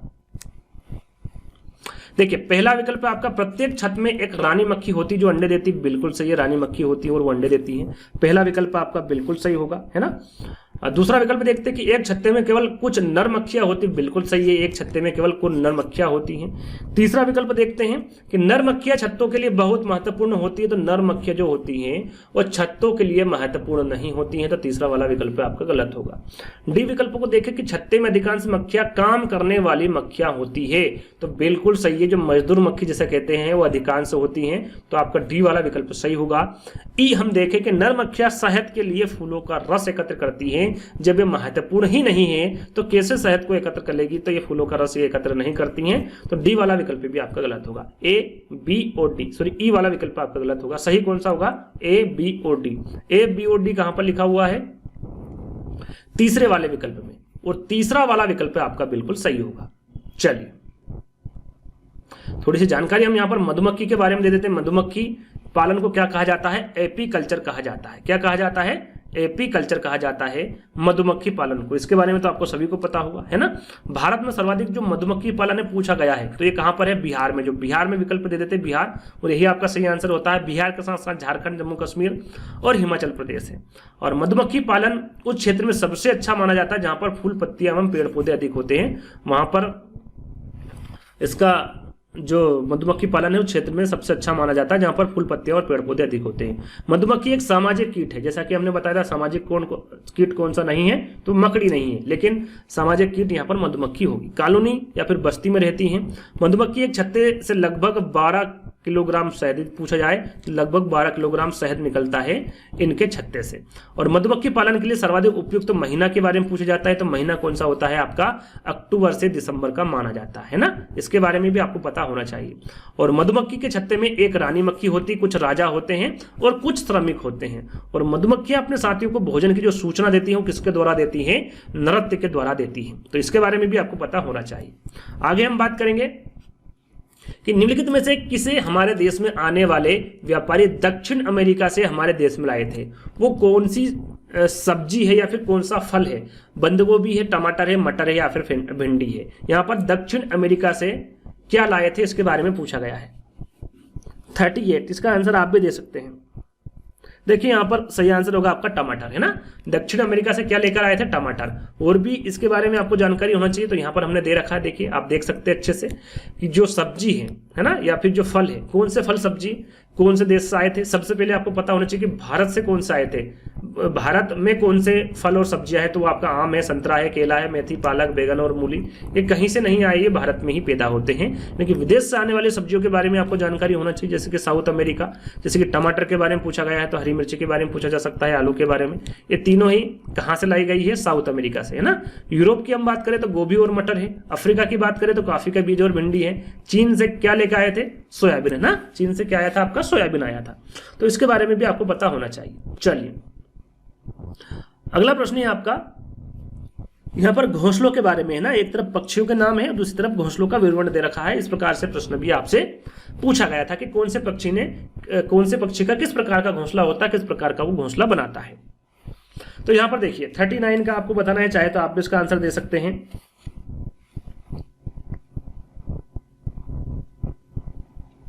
देखिए अपन यहां पर विकल्प पढ़ेंगे और आंसर साथ में देते जाएंगे। शकरखोरा, शकरखोरा किस प्रकार का आपका घोंसला बनाता है? तो याद रखिएगा ये आपका घोंसला बनाता है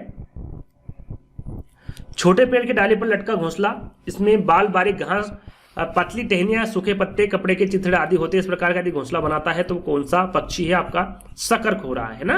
कोयल है, कोयल अपना घोंसला तो बनाती नहीं है, आपको पता ही होगा, ये अपना घोंसला नहीं बनाती है। जब कौवा पक्षी नहीं होता है तो उस दौरान कोयल जो है अपने अंडे उसके घोंसले में दे देती है और जो कौवा होता है वही उसकी देखरेख करता है ना अंडों की। कलचिड़ी की हम बात करें तो कलचिड़ी का घोंसला किस प्रकार का होता है? तो कलचिड़ी का जो घोंसला होता है वो सड़क के किनारे पत्थरों के बीच घोंसला, उसके ऊपर पौधों की टकनियां, जड़ें, बाल, रुई बिछी होती है। इस प्रकार का घोंसला कलचिड़ी का होता है। दर्जिन चिड़िया, दर्जिन है ना, दर्जी से आप याद रख सकते हैं, जैसे दर्जी सीते हैं इससे ही दर्जिन चिड़िया भी झाड़ी पर जो पत्ते होते हैं, दो पत्तों को नुकीली चोंच से सीकर बनाकर अपना घोंसला बनाती है। तो कौन सी चिड़िया होती है? दर्जिन चिड़िया है ना, दर्जी से आप यहाँ पर याद कर सकते हैं। तो यदि आप इसको सोल्व करेंगे, इसका मिलान करेंगे तो आपको सही आंसर क्या होगा? 4th वाला होगा। चलिए आगे हम बात करें कुडुक, कुडुक की बात करें तो कुडुक के बारे में पूछा गया था कि कुडुक कहाँ के लोगों की बोलचाल की भाषा है? असम की है, अरुणाचल प्रदेश की, मिजोरम की या फिर झारखंड की है? तो कुडुक के बारे में तो आपको पता ही होगा, ये झारखंड की भाषा है। कहाँ की है? झारखंड की भाषा है। और यहाँ पर तोरांग नाम एक और आता है और तोरांग के बारे में पूछा गया है। आगे हम बात करेंगे तोरांग का जो अर्थ होता है वो क्या होता है? आपका जंगल होता है। और ये किससे संबंधित है? तो ये झारखंड से संबंधित है। ये प्रश्न भी आगे पूछा गया है, हम बात करने वाले हैं। तो झारखंड यहाँ पर आपका सही आंसर होगा। अगला प्रश्न है कि दक्षिण भारत में मनाए जाने वाले फसल काटने वाले पर्व के बारे में भी पूछा गया था कि फसल काटने वाले पर्व कौन कौन से हैं, है ना। 4 विकल्प है आपके सामने, क्या पोंगल, उगादी, बिहू और लोहड़ी है? ओणम, पोंगल, बिहू और लोहड़ी है? ओणम, पोंगल, उगादी और बिशु है? या फिर ओणम, बिहू, उगादी और बिशु है? यहाँ पर आपको फसल काटने वाले पर्व दक्षिण भारत में कौन कौन से मनाए जाते हैं उसके बारे में बताना है। तो यहाँ पर देखिए ओणम आपका सही होगा, पोंगल होगा, उगादी होगा और विशु। ये जो 4 फसल काटने वाले पर्व है ये दक्षिण भारत में मनाए जाते हैं। तो तीसरा वाला जो विकल्प होगा वो आपका सही होगा। यहां पर देखिए हमने एक फोटो यहां पर लगा के रखी जिसमें त्योहार नजर आ रहे एक तरफ और एक तरफ राज्य क्षेत्र। यदि ओणम यहां पर लिखा भी हुआ फसल त्योहार है ओणम, ये केरल में मनाया जाता है ना, ये पता होना चाहिए। जितनी भी मैं आपको यहां पर बता रहा हूं इंपॉर्टेंट जानकारी है, आगे पूछा जा सकता है। लोक रंग नृत्य त्योहार ये आपका मध्य प्रदेश में मनाया जाता है। गणेश चतुर्थी आपका महाराष्ट्र में सबसे ज्यादा प्रचलित है। वैसे हर राज्य में मनाता है लेकिन सबसे ज्यादा जो है वो महाराष्ट्र में इसको महत्व देते हैं और वहां पर मनाते हैं। डोला रथ यात्रा कहां पर निकलती है? आपकी उड़ीसा में निकलती है। बैसाखी ये भी एक फसल त्योहार है, ये पंजाब में मनाया जाता है। गणगौर की हम बात करें तो ये राजस्थान का है। पोंगल की बात करें तो ये तमिलनाडु का है। रामनवमी आपका उत्तर प्रदेश में मनाया जाता है। दुर्गा पूजा आपको पश्चिम बंगाल में मनाया जाता है। छठ पूजा है ना, छठ पूजा के बारे में काफी पूछा जाता है इसके बारे में, है ना, तो ये बिहार में मनाया जाता है। बिहू ये एक फसल त्योहार है, ये असम में मनाया जाता है। माघी पूर्णिमा की बात करें तो छत्तीसगढ़ का है। यो गूंगा नवमी ये सर्प पूजा भी इसे कहते हैं, ये हरियाणा में इसको मनाया जाता है। बाहु मेला जम्मू कश्मीर में। करम त्योहार झारखंड में। उगाड़ी आपका आंध्र प्रदेश में। लोसार त्योहार अरुणाचल प्रदेश में। शिग्मो मेला ये गोवा में। नवरात्र आपका गुजरात में। मैसूर दशहरा कर्नाटक में। यांगांस मणिपुर में। लोसार आपका सिक्किम में। खारची पूजा आपका त्रिपुरा में। और खापचर कूट ये मिजोरम में मनाए जाने वाले त्योहार हैं। तो इनके बारे में आपको पता होना चाहिए, आगे पूछे जा सकते हैं। चलिए आगे हम बात करें कि निम्नलिखित में से कौन ग्रीन हाउस गैस नहीं? ग्रीन हाउस गैस कौन सी नहीं है ये भी प्रश्न पूछा गया था आपका। मीथेन है, नाइट्रस ऑक्साइड है, नाइट्रोजन है या फिर कार्बन डाइऑक्साइड है? तो आपका ग्रीन हाउस गैस कौन सा नहीं है? तो देखिए नाइट्रोजन नहीं है ना, नाइट्रोजन ग्रीन हाउस गैस नहीं है। कौन कौन से प्राकृतिक है और कौन कौन से मानव द्वारा निर्मित ग्रीन हाउस गैस है इसके बारे में आपको पता होना चाहिए। तो यहाँ पर आप देख सकते हैं यदि पूछा जाता है कि सबसे प्रमुख ग्रीन हाउस गैस कौन सा है तो वह है आपका कार्बन डाइऑक्साइड। साथ में आपका मीथेन है, जल वाष्प है, नाइट्रस ऑक्साइड है और फ्यूओरिनीकृत गैस, ये सभी ग्रीन हाउस गैस है। नाइट्रोजन नहीं है ना, ये वातावरण से के द्वारा प्राप्त ग्रीन हाउस गैस है ना। मानव द्वारा निर्मित जिसे संश्लेषण ग्रीन हाउस गैस भी कहते हैं वो कौन कौन सी आपकी क्लोरोफ्लोरोकार्बन है, हाइड्रोक्लोरोकार्बन है, पर फ्लोरोकार्बन है और सल्फर हेक्साक्लोराइड है। ये जो 4 प्रकार की गैसें बताई हैं ये मानव द्वारा निर्मित या फिर संश्लेषण ग्रीन हाउस गैस है। तो इनके बारे में भी आपको पता होना चाहिए। चलिए एक प्रश्न पूछा गया था फिर से पक्षी के बारे में कि उस पक्षी के बारे में आपको बताना था जिसमें नर पक्षी अनेक सुंदर घोंसले बनाता है और मादा पक्षी उनमें से केवल एक घोंसला चुनता है और उसमें अंडे देता है। वो पक्षी के बारे में आपको बताना बताना था। कल चिड़ी है, शकरखोरा है, दर्जन चिड़िया है या फिर बया वीवर पक्षी है। तो यहाँ पर जो नर पक्षी होता है वो एक घोंसला नहीं बनाता, कितने अनेक घोंसले बनाता है ना। उसमें से जो मादा को पसंद आता है जो घोंसला, उसी में वो अंडे देते हैं, कि एक घोंसले में अंडे देती है।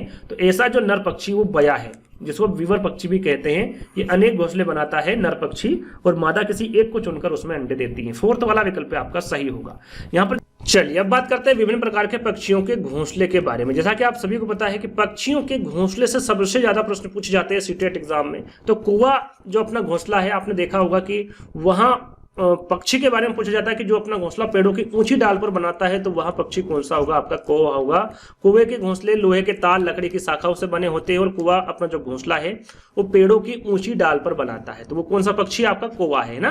कोयल तो घोंसला बनाती नहीं, जैसा कि मैंने अभी आपको बताया था। ये अपने अंडे कहां पर दे आती है? कौवे के घोंसले में दे आती है, और कौवा ही उसकी देखरेख करता है।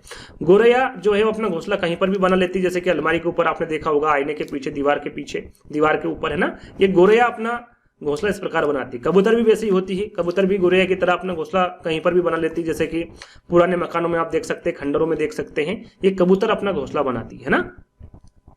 बसंत गोरी की हम बात करें तो बसंत गोरी को आपने देखा होगा, उसकी चोंच बहुत ही पेनी होती है, और उसकी मदद से वो जो पेड़ होता है उसमें काफी गहरा छेद कर लेती है, और उसमें ही अपने अंडे देती है। तो बसंत गोरी पेड़ के तने में गहरा छेद बनाकर उसमें अंडा रखती है, यानी कि घोंसला उसका वही होता है ना।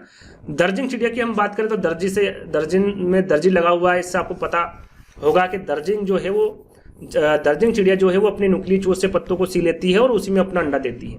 शक्करखोरा की हम बात करें तो शक्करखोरा अपना घोंसला है वो किसी छोटे पेड़ या फिर डाली पर लटकता हुआ घोंसला बनाता है। आपने देखा होगा जो लटका हुआ घोंसला होता है वो किसका होता है?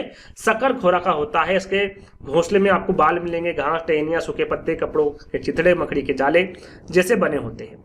एक प्रश्न पूछा गया था कैक्टस के कांटों के पीछे ना, या फिर मेहंदी के पेड़ पर अपना घोंसला कौन बनाता है? तो वो फाख्ता बनाता है। ये प्रश्न अभी भी पूछा गया था हाल ही में, है ना। वीवर पक्षी के बारे में पूछे, इसको जुलाही चिड़िया भी कहते हैं। तो इसका जो घोंसला होता है वो लालटेन की तरह बना होता है। लालटेन के बना घोंसला आपने देखा होगा, है ना। यदि आप हमारी पीडीएफ को परचेस करते हैं तो वहां पर चित्र के माध्यम से भी आप देख सकते हैं। तो वीवर पक्षी का जो घोंसला होता है वो लालटेन की तरह होता है और पेड़ों या फिर झाड़ियों से लटका हुआ होता है, और जो घोंसला होता है वो नर वीवर बनाता है, जैसा कि अभी हमने आपको बताया था, है ना। और मादा वीवर उन सभी जो घोंसले होते हैं उनमें से एक घोंसले को पसंद करती है और उसमें ही अंडे देती है जो उसको अच्छा लगता है। कल चिड़ी की हम बात करें तो ये इंडियन रोबिन भी से कहा जाता है, और यहाँ अपने अंडे पत्थरों के बीच बने घोंसलों में देती हैं। उसका घोंसला जो है वो घास का बना होता है, उसके ऊपर नाजुक टहनियां आपको देखने को मिलेगी, जड़ें, ऊन, बाल, रुई बिछी होती है कलचिड़ी यानी कि इंडियन रोबिन के घोंसले में। मेना की बात करें तो मेना जो है अपने झटके के साथ अपनी गर्दन को आगे पीछे करती है, इसके बारे में आपको पता होगा। उल्लू के बारे में आपको जानकारी थोड़ी देर पहले ही दी थी कि पेड़ों के किसी भी खोखले भाग में अपना ये घोंसला बनाता है, साथ में अपनी गर्दन को काफी हद तक पीछे घुमा लेता है। कितने डिग्री घुमा लेता है? 270 डिग्री घुमा लेता है ना। चील की हम बात करें तो चील जो है वो सबसे ऊंचे पेड़ पर अपना घोंसला तो बनाती है, लेकिन इसका जो घोंसला है वो 4 से 5 फीट चौड़ा होता है, क्योंकि सबसे पक्षी में ये बड़ा पक्षी है, तो इसका जो घोंसला होता है वो 4 से 5 फीट का चौड़ा होता है। गिद्दे की हम बात करें तो गिद्दा अपना घोंसला जो है वो सुनसान पेड़ों पर बनाता है, खोखला में बनाता है, चट्टानों के दरारों में बनाता है ना। जो पेड़ों की खोखली होती है उसमें ये अपना घोंसला बना सकता है, लेकिन जो सुनसान हो, है ना। चीलबाज गिद्दे ये पक्षी हमसे 4 गुना अधिक दूर तक देख सकते हैं, इसके बारे में आपको पता होगा, है ना, और पता होना चाहिए क्योंकि इस प्रकार के प्रश्न भी सीटेट एग्जाम में पूछे जाते हैं। कटफोड़वा की हम बात करें तो यहाँ पक्षी लकड़ी में छेद कर अपना घोंसला बनाता है और उसमें छुपे कीड़े खाता है। कटफोड़वा जिसकी चोंच पेनी होती है, आपने देखा होगा, वो छेद कर लेता है और उसी में अपना घोंसला बनाता है, उसमें अपने कीड़े खाता है, तो कटफोड़वा होता है। चलिए अगले प्रश्न की हम बात करें तो कर्क रेखा। कर्क रेखा के बारे में पूछा गया था कि कर्क रेखा निम्न में से किन भारतीय राज्यों से होकर गुजरती है? तो 4 विकल्प है, यहाँ पर सभी में राज्य लिखे हुए हैं। पुश कर लीजिएगा, विकल्प पढ़ते ही आंसर दीजिएगा, है ना। मैं डायरेक्टली इसका आंसर देने वाला हूं, तो इसका आपका सही आंसर होगा वो राज्य आपको बताने हैं जो कर्क रेखा से होकर गुजरते हैं। तो आपका सही आंसर होगा यहाँ पर गुजरात, राजस्थान, मध्य प्रदेश, छत्तीसगढ़, झारखंड, पश्चिम बंगाल, त्रिपुरा एवं मिजोरम। ये जो राज्य मैंने आपको बताए हैं ये भारतीय राज्यों से होकर गुजरती कर्क रेखा, तो सेकंड वाला आपका विकल्प बिल्कुल सही होगा। चलिए यहां पर भी आप देख सकते हैं उत्तर लिखा हुआ है ना, ये और अगला प्रश्न है, और यह प्रश्न हुबहू आपको दिया गया था मोर के बारे में, कि नीचे दिए गए लक्षणों वाले पक्षी का नाम आपको बताना है कि एक पक्षी ऐसी जिसकी दम पर पेशा सिर से दुम तक दिखे नीला ही नीला। ये प्रश्न प्रीवियस ईयर पेपर का है, ऐसा कैसे छाप दिया गया है ना, क्योंकि प्रीवियस ईयर के पेपर काफी देखने को मिले हैं आपके। अभी जो हाल ही में एग्जाम हो रही है सीटेट ऑनलाइन एग्जाम, तो शकरखोरा है, विवर पक्षी, मोर है या फिर बसंत गोरी है, तो सभी को पता है वो है मोर आपका, है ना। मोर एक ऐसा पक्षी होता है जिसकी दम पर पेशा सिर से दुम तक दिखे नीला ही नीला सा, है ना, वो पक्षी आपका मोर होता है। चलिए आगे हम बात करेंगे, निम्नलिखित में से किस जंतु में देखने और सुनने की तीव्र क्षमता होती है। ये प्रश्न भी पूछा गया था, बाघ है, डॉल्फिन है, चीले या फिर गिद्ध है। यहाँ पर देखिए पशु के बारे में पूछा गया है ना, तो वो आपका होगा, सॉरी जंतु के बारे में पूछा गया तो वो आपका होगा बाघ, है ना। यदि पक्षी के बारे में पूछा जाता तो आपका चील और गिद्ध में भी हो सकता था, लेकिन यहाँ पर बाघ आपका सही आंसर होगा। सुनने की तीव्र क्षमता होती है, तो ये किस में होती है, बाघ में होती है ना। अब इसके जानकारी आपको दे देते बाघ के बारे में, सारी जानकारी यहाँ पर लिखी हुई है, आप देख सकते हैं। तो जो बाघ है वो भारत का राष्ट्रीय पशु है ना। राष्ट्रीय पशु कौन सा भारत का, वो है आपका बाघ, है ना। और भारत में सर्वाधिक बाघ कहां पर पाए जाते हैं, मध्य प्रदेश को, है ना, मध्य प्रदेश में पाए जाते हैं। टाइगर स्टेट भी कहा जाता है। टाइगर स्टेट क्यों कहा जाता है, क्योंकि इसमें बाघ सबसे ज्यादा पाए जाते हैं, इसलिए इसे एमपी को टाइगर स्टेट भी कहा जाता है। और बाघ के शरीर पर काली एवं पीले धारियां होती है, आप देख सकते हैं चित्र के माध्यम से। और बाघ की जो उम्र होती है कितने साल होती है, 26 साल होती है लगभग। और बाघ अपने इलाके का जो निर्धारण है किसके माध्यम से करता है, मूत्र के माध्यम से या फिर मूत्र के द्वारा करता है। और बाघ बाघ क्या है, समूह में रहता है। जैसे बाघ भी रहता है आपका, हाथी भी रहता है, शेर भी रहता है, ये सब समूह में रहते हैं ना। और एक समूह में लगभग कितना बाघ रहता है, 10 से 12 बाघ रहते हैं। और इसका जो नेतृत्व करती है वो कौन करती है, तो बाघिनी करती है ना। कौन करती है, बाघ। चाहे आप शेर का ले लीजिए, शेर का शेरनी करेगी, हाथी का हाथिनी करेगी, ऐसे ही बाघ का बाघिन करती है। और ये अपने समूह कितने वर्ष में छोड़ देते हैं, नर बच्चा, तो ये बाघ का जो नर बच्चा होता है 3 से 4 वर्ष की उम्र में अपने समूह को छोड़ देते हैं ना। और बाघ का जन्म के समय कितना किलोग्राम होता है, वजन के बारे में पूछा गया है, तो 2 से 2.5 किलोग्राम का होता है बाघ का जन्म के समय उसका वजन, है ना। बाघ की दहाड़ जो होती है वो 3 किलोमीटर दूर तक सुनाई देती है। जैसे कि एक हाथी से दूसरे हाथी को जो सुनाई देने वाली जो जगह जो होती है वो 8 किलोमीटर होती है। कितनी होती, 8 किलोमीटर दूर तक हाथी अपनी चिंगाड़ सुन सकता है ना। और बाघ अंधेरे में ही अपनी मूंछों के माध्यम से रास्ता बना लेता है। आगे हम बात करेंगे, तो बाघ अंधेरे में भी अपनी मूंछों के माध्यम से रास्ता बना लेता है। साथ में बाघ जंगलों में पत्तियों की, देखिए ये इंपोर्टेंट है, बाघ जंगल में पत्तियों में सरसराहट या फिर हिलने के कारण को दूर से ही पहचान जाता है कि जो पत्तियों का हिलने की या फिर सरसराहट है ये किसी जीव के आने के कारण है या फिर हवा से हिल रही है, ये बाघ पहचान लेता है इस चीज को। अब क्यों पहचान लेता है, इसका कारण क्या है, तो बाघ ऐसा इसलिए कर पाता है क्योंकि बाघ के कान कई दिशाओं या फिर चारों दिशाओं में गति कर सकते हैं, इसलिए ये ऐसा कर सकता है। साथ में बाघ अंधेरे में भी मनुष्य से 6 गुना अधिक देख सकता है। कितना गुना, 6 गुना अधिक देख सकता है।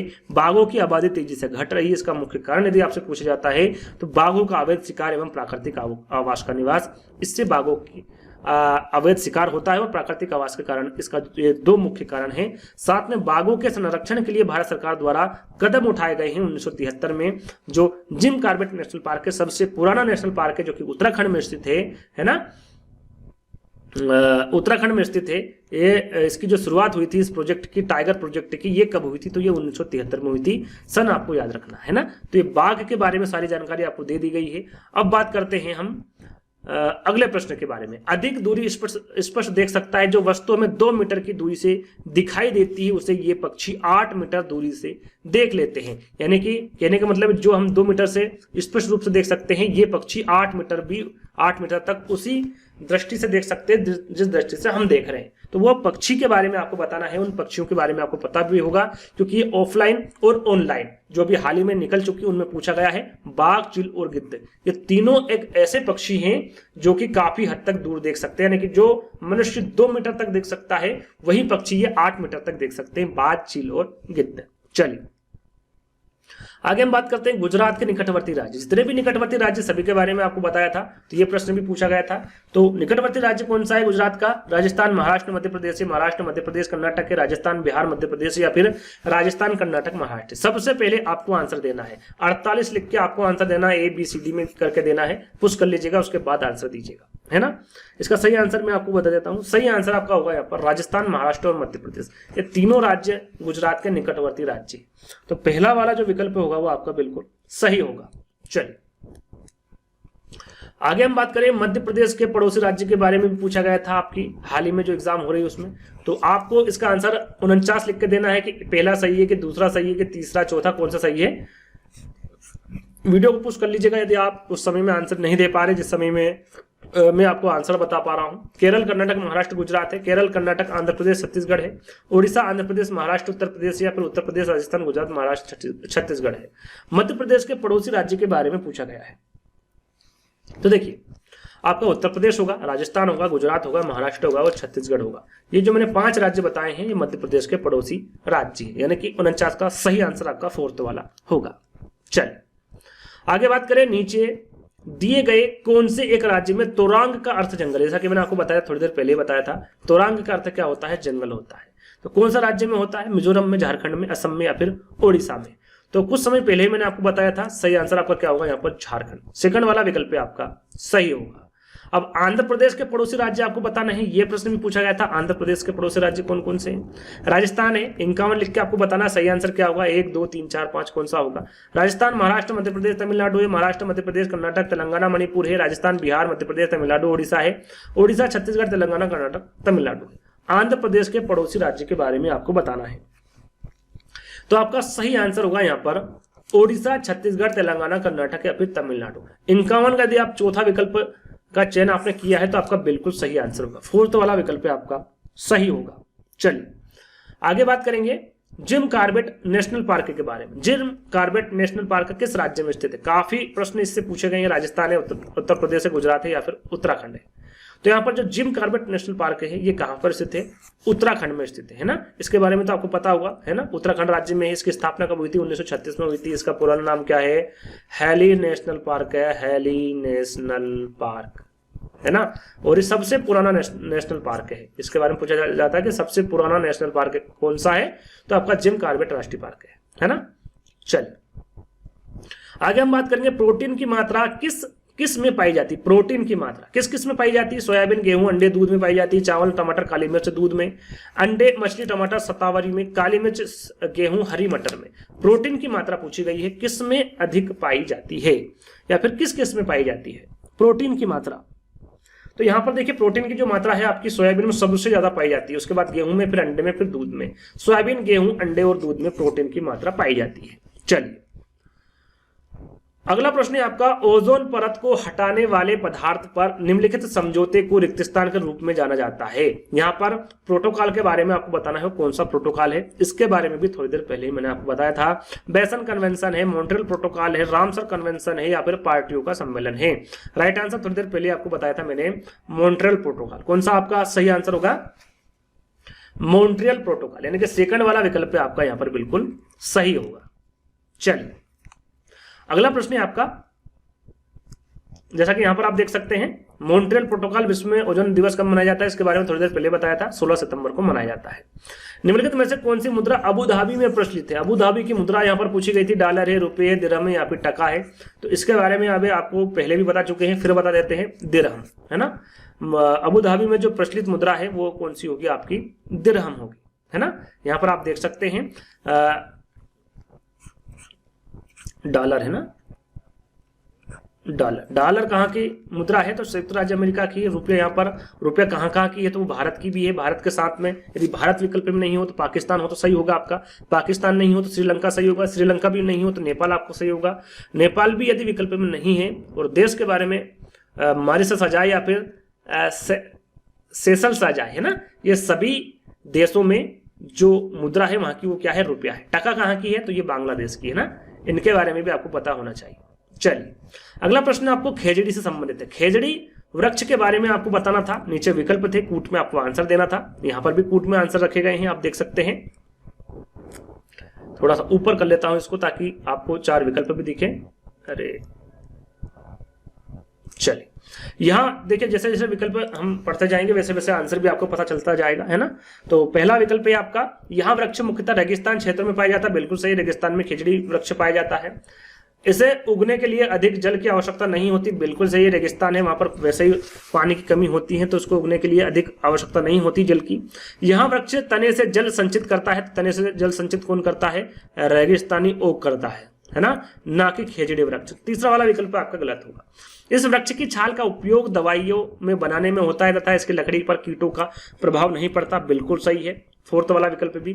इस वृक्ष में बहुत कम पत्तियां होती है, तो यह रेगिस्तानी ओक में होती है सबसे कम पत्तियां, लेकिन खेजड़ी में ऐसा नहीं है, तो आपका ई वाला विकल्प भी गलत होगा। सही क्या होगा आपका? ए, बी और डी। ए, बी, डी किसमें? आपका पहले वाले विकल्प में है और यही आपका सही आंसर होगा। चलिए कुछ जानकारी खेजड़ी के बारे में आपको दे देते हैं। खेजड़ी का चित्र आप देख सकते हैं, है ना। तो जो खेजड़ी है वो एक विशालकाय छायादार वृक्ष है, ये पौधा है, इससे भी बड़ा होता है ना खेजड़ी वृक्ष। इसकी छांव में जो स्थानीय बच्चे हैं वो खेलते कूदते हैं। राजस्थान का राजकीय वृक्ष है खेजड़ी, आपको पता होना चाहिए, है ना। और खेजड़ी राजस्थान राज्य के थार रेगिस्तान में पाया जाता है। कहां पर पाया जाता है? थार रेगिस्तान में पाया जाता है खेजड़ी। और खेजड़ी की जड़ें गहरी होती हैं, और कम पानी में भी रह सकती है। खेजड़ी की जो फली का इस्तेमाल होता है सब्जी बनाने में किया जाता है। खेजड़ी की छाल का प्रयोग दवा या फिर औषधि बनाने में किया जाता है। और खेजड़ी की जो पत्ती होती है उसका उपयोग जो वहां के पशु होते, जानवर होते हैं, उनको डालते हैं, कि चारे में भी इसका प्रयोग करते हैं खेजड़ी की पत्ती का, है ना। तो ये बात हुई आपकी खेजड़ी से संबंधित। अब बात करते हैं हाथी के बारे में, है ना। हाथी के बारे में काफी प्रश्न पूछे गए, 1-2 शिफ्ट को छोड़कर सभी में पूछा गया हाथी से संबंधित। तो यहाँ पर विकल्प रखे गए हैं, जैसे जैसे विकल्प आगे बढ़ते जाएंगे वैसे वैसे मैं यहाँ पर आंसर देता जाऊंगा। तो पहला विकल्प है कि एक झुंड में 20 से 25 हथनियां और बच्चे होते हैं। तो देखिए एक झुंड में 20 से 25 हथनियां नहीं होती, इसके बारे में संपूर्ण जानकारी दूंगा इसके बाद में, है ना। तो पहला वाला विकल्प आपका गलत होगा। हाथी 4 से 5 वर्ष की आयु तक ही झुंड में रहते हैं। 57 का आपको आंसर पहले आप दे सकते हैं ना, इसका आंसर क्या होगा। तो देखिए यहां पर जो 4 से 5 वर्ष, ये भी आपका गलत है। एक बड़ा हाथी एक दिन में 100 किलोग्राम से अधिक पत्ती और झाड़ियां खा लेता है, तो बिल्कुल सही, 1 क्विंटल खा लेता है, 100 किलोग्राम, है ना, बिल्कुल सही आपका होगा। किसी हथनियों के झुंड में सबसे बुजुर्ग हथनी ही सभी फैसले लेती है, यानी कि हथनी ही जो झुंड है उसके नेतृत्व करती है, नेता होती है। तो आपका सही आंसर डी वाला होगा, यानी कि सी और डी बिल्कुल सही होगा, यानी कि तीसरा वाला विकल्प आपको सही होगा। अब हम हाथी के बारे में जान लेते हैं, है ना। देखिए जो हाथी है, यहाँ पर चित्र आप देख सकते हैं, स्थलमंडल में पाए जाने वाला सबसे बड़ा जीव होता है हाथी। भारत का राष्ट्रीय विरासत पशु भी है, जो कि 2010 में इसकी घोषणा की गई थी। हाथी का जो वजन होता है लगभग वो 70 साल का होता है। ये काले रंग का होता है और इनको गर्मी अधिक लगती है ना। और इनका जो दिमाग होता है वो काफी बड़ा होता है, लगभग 5.5 किलो का होता है। और भारत में जो हाथी है वो सर्वाधिक किस राज्य में पाए जाते हैं? कर्नाटक राज्य में पाए जाते हैं। और जो हाथी समूह में रहते हैं और इसका जो नेतृत्व करती है वो वहां की जो बुजुर्ग हथनी होती है वो करती है ना। जैसा कि विकल्प में था 3 से 4 वर्ष में समूह को छोड़ देते, 3 से 4 वर्ष में नहीं छोड़ते हैं, 14 से 15 साल में ये समूह को छोड़ देते हैं हाथी के नर बच्चे, है ना। जैसा कि विकल्प में आपसे पूछा गया था 100 किलोग्राम, बिल्कुल सही है। एक स्वस्थ हाथी दिन भर में 100 किलोग्राम पत्तियां, छाल या घास फूस खा जाता है और ये शाकाहारी होता है। गर्मी से बचने के लिए कीचड़ या फिर जल में खेलना पसंद करता है, इसके बारे में आपको पता होगा। साथ में जो हाथी का गर्भकाल होता है वो लगभग 22 माह का होता है। और देखिए जो राज्य पशु है ना, पूछा जाता है कि हाथी कहाँ का राज्य पशु है, तो 3 राज्य का है। कितने राज्य का? 3 राज्य का, केरल, कर्नाटक और झारखंड। हाथी दिन भर में केवल 2 से 4 घंटे सोता है। ये पूछा जाता है कि हाथी दिन भर में कितने घंटे सोता है। विकल्प में आपको 4 से 6 घंटे, 2 से 4 घंटे से दे देता है, तो 2 से 4 घंटे सोता है। हाथी मधुमक्खियों से डरते हैं। हाथी 150 मील दूर तक बारिश का पता लगा सकते हैं। 8 किलोमीटर दूर तक ये एक दूसरे की चिंगाड़ को सुन सकते हैं। भारतीय हाथी में प्रत्येक पिछले पैर में 4 नाखून होते हैं और प्रत्येक सामने की ओर 5 नाखून होते हैं। और विश्व हाथी दिवस के बारे में पूछा जाए तो 12 अगस्त को मनाया जाता है विश्व हाथी दिवस, आप देख सकते हैं, है ना। आगे बात करें तमिलनाडु के निकटवर्ती राज्य के बारे में, 58 का आंसर आपको देना है। 1, 2, 3, 4 लिखकर मेरे से पहले देना है। आंध्र प्रदेश, कर्नाटक, महाराष्ट्र है। आंध्र प्रदेश, केरल, कर्नाटक है। आंध्र प्रदेश, ओडिशा, केरल है, या फिर आंध्र प्रदेश, गुजरात और महाराष्ट्र है। तमिलनाडु के निकटवर्ती राज्य आपको बताने हैं। देखिए यहां पर तमिलनाडु के निकटवर्ती राज्य कौन से? आपका आंध्र प्रदेश है, केरल है और कर्नाटक है। सेकंड वाला विकल्प आपका सही होगा। चलिए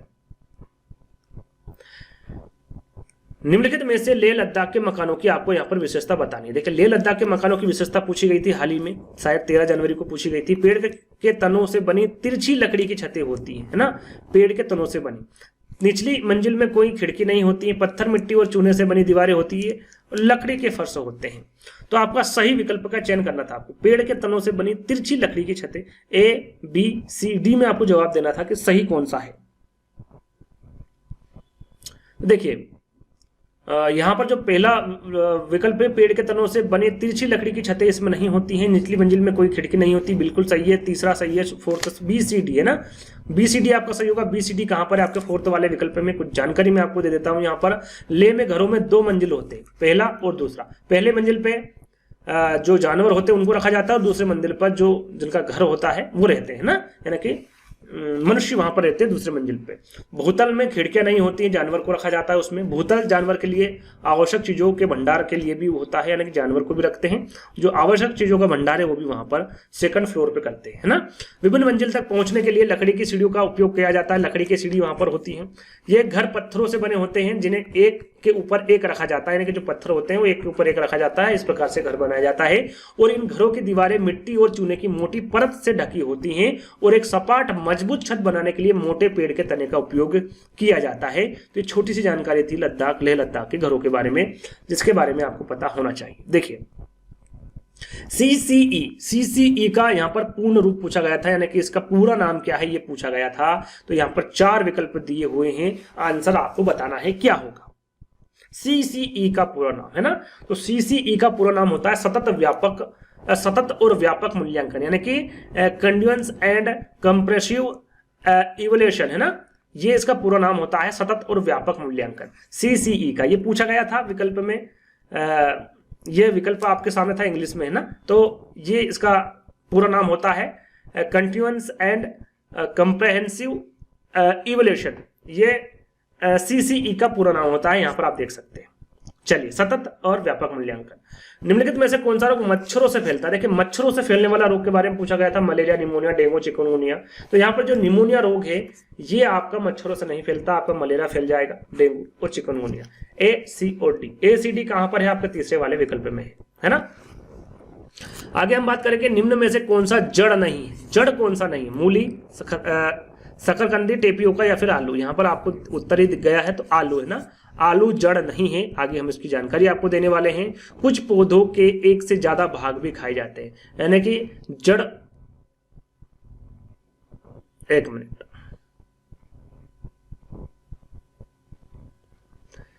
पहले हम इसको पढ़ते हैं ना, उसके बाद ऊपर की जानकारी देखेंगे। पौधे का भाग जिसे हम खाते हैं, यानी कि जो जड़ है, जड़ में कौन कौन से पौधे आते हैं? आपका मूली आता है, गाजर आता है, चुकंदर आता है। तना में आलू आता है, प्याज आता है और अदरक आता है। पत्ते में आपका धनिया जाता है, पत्ता गोभी, अरबी, पालक, कड़ी पत्ता, ये सभी पत्ते के अंतर्गत आते हैं। बीज में चना आ जाएगा आपका, बाजरा, सरसों, गेहूं, धान, फूल, सहजन, केला, कचनार, फली, मटर, ये सभी बीज के अंतर्गत आएगा। अब इसमें ऐसे पौधे भी हैं जिनके हम दो भाग खा सकते हैं। अब वो कौन कौन से हैं यहाँ पर आप देख सकते हैं।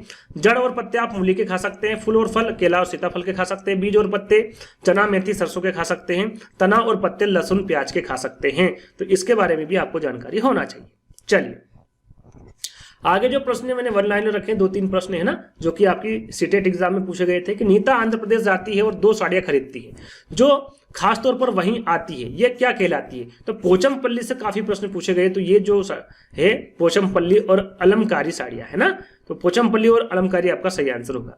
उस वैज्ञानिक का नाम आपको बताना था जिसने मच्छर के पेट अंदर तक ताकत झांकी करी थी और यह सिद्ध किया था कि मलेरिया मच्छर से फैलता है। तथा इस अनुसंधान के लिए उनको 1902 में चिकित्सा क्षेत्र में नोबेल पुरस्कार दिया था। तो वो रोनाल्ड रास है ना, जिनको 1902 में पुरस्कार भी मिला था, है ना। निम्नलिखित में से कौन सा पक्षी कैक्टस पौधे के बीच अपना घोंसला बनाता है? तो ये है आपका फाख्ता पक्षी। इसके बारे में आपको बता चुका हूं। जैसा कि मैंने आपको बताया था 65 आपको प्रश्न मिलेंगे। उसके अतिरिक्त एक और प्रश्न है कि वर्ली एक पारंपरिक कला का प्रकार है। वर्ली नामक स्थान किस राज्य में है? तो यह महाराष्ट्र में। वर्ली से संबंधित भी प्रश्न पूछे गए थे। तो ये टोटल 66 प्रश्न है, जिसकी पीडीएफ आपको हमारे ऐप्स के माध्यम से फ्री में मिल जाएगी। पेड आप चाहते हैं तो आप वहां से खरीद सकते हैं। एक बार जरूर चेकआउट करिएगा। और सबसे निवेदन है कि एक बार वहां पर सभी जितने भी वीडियो देख रहे हो, जितने भी एप्स को डाउनलोड करेंगे, सभी के सभी रेटिंग जरूर दीजिएगा, वो बहुत महत्वपूर्ण होती है ना। तो जाकर एक बार एप्स डाउनलोड कर लीजिएगा, इस पीडीएफ को प्राप्त कर लीजिएगा, है ना। तो जल्दी दोस्तों एक नए वीडियो के साथ मिलेंगे। जब तक के लिए धन्यवाद।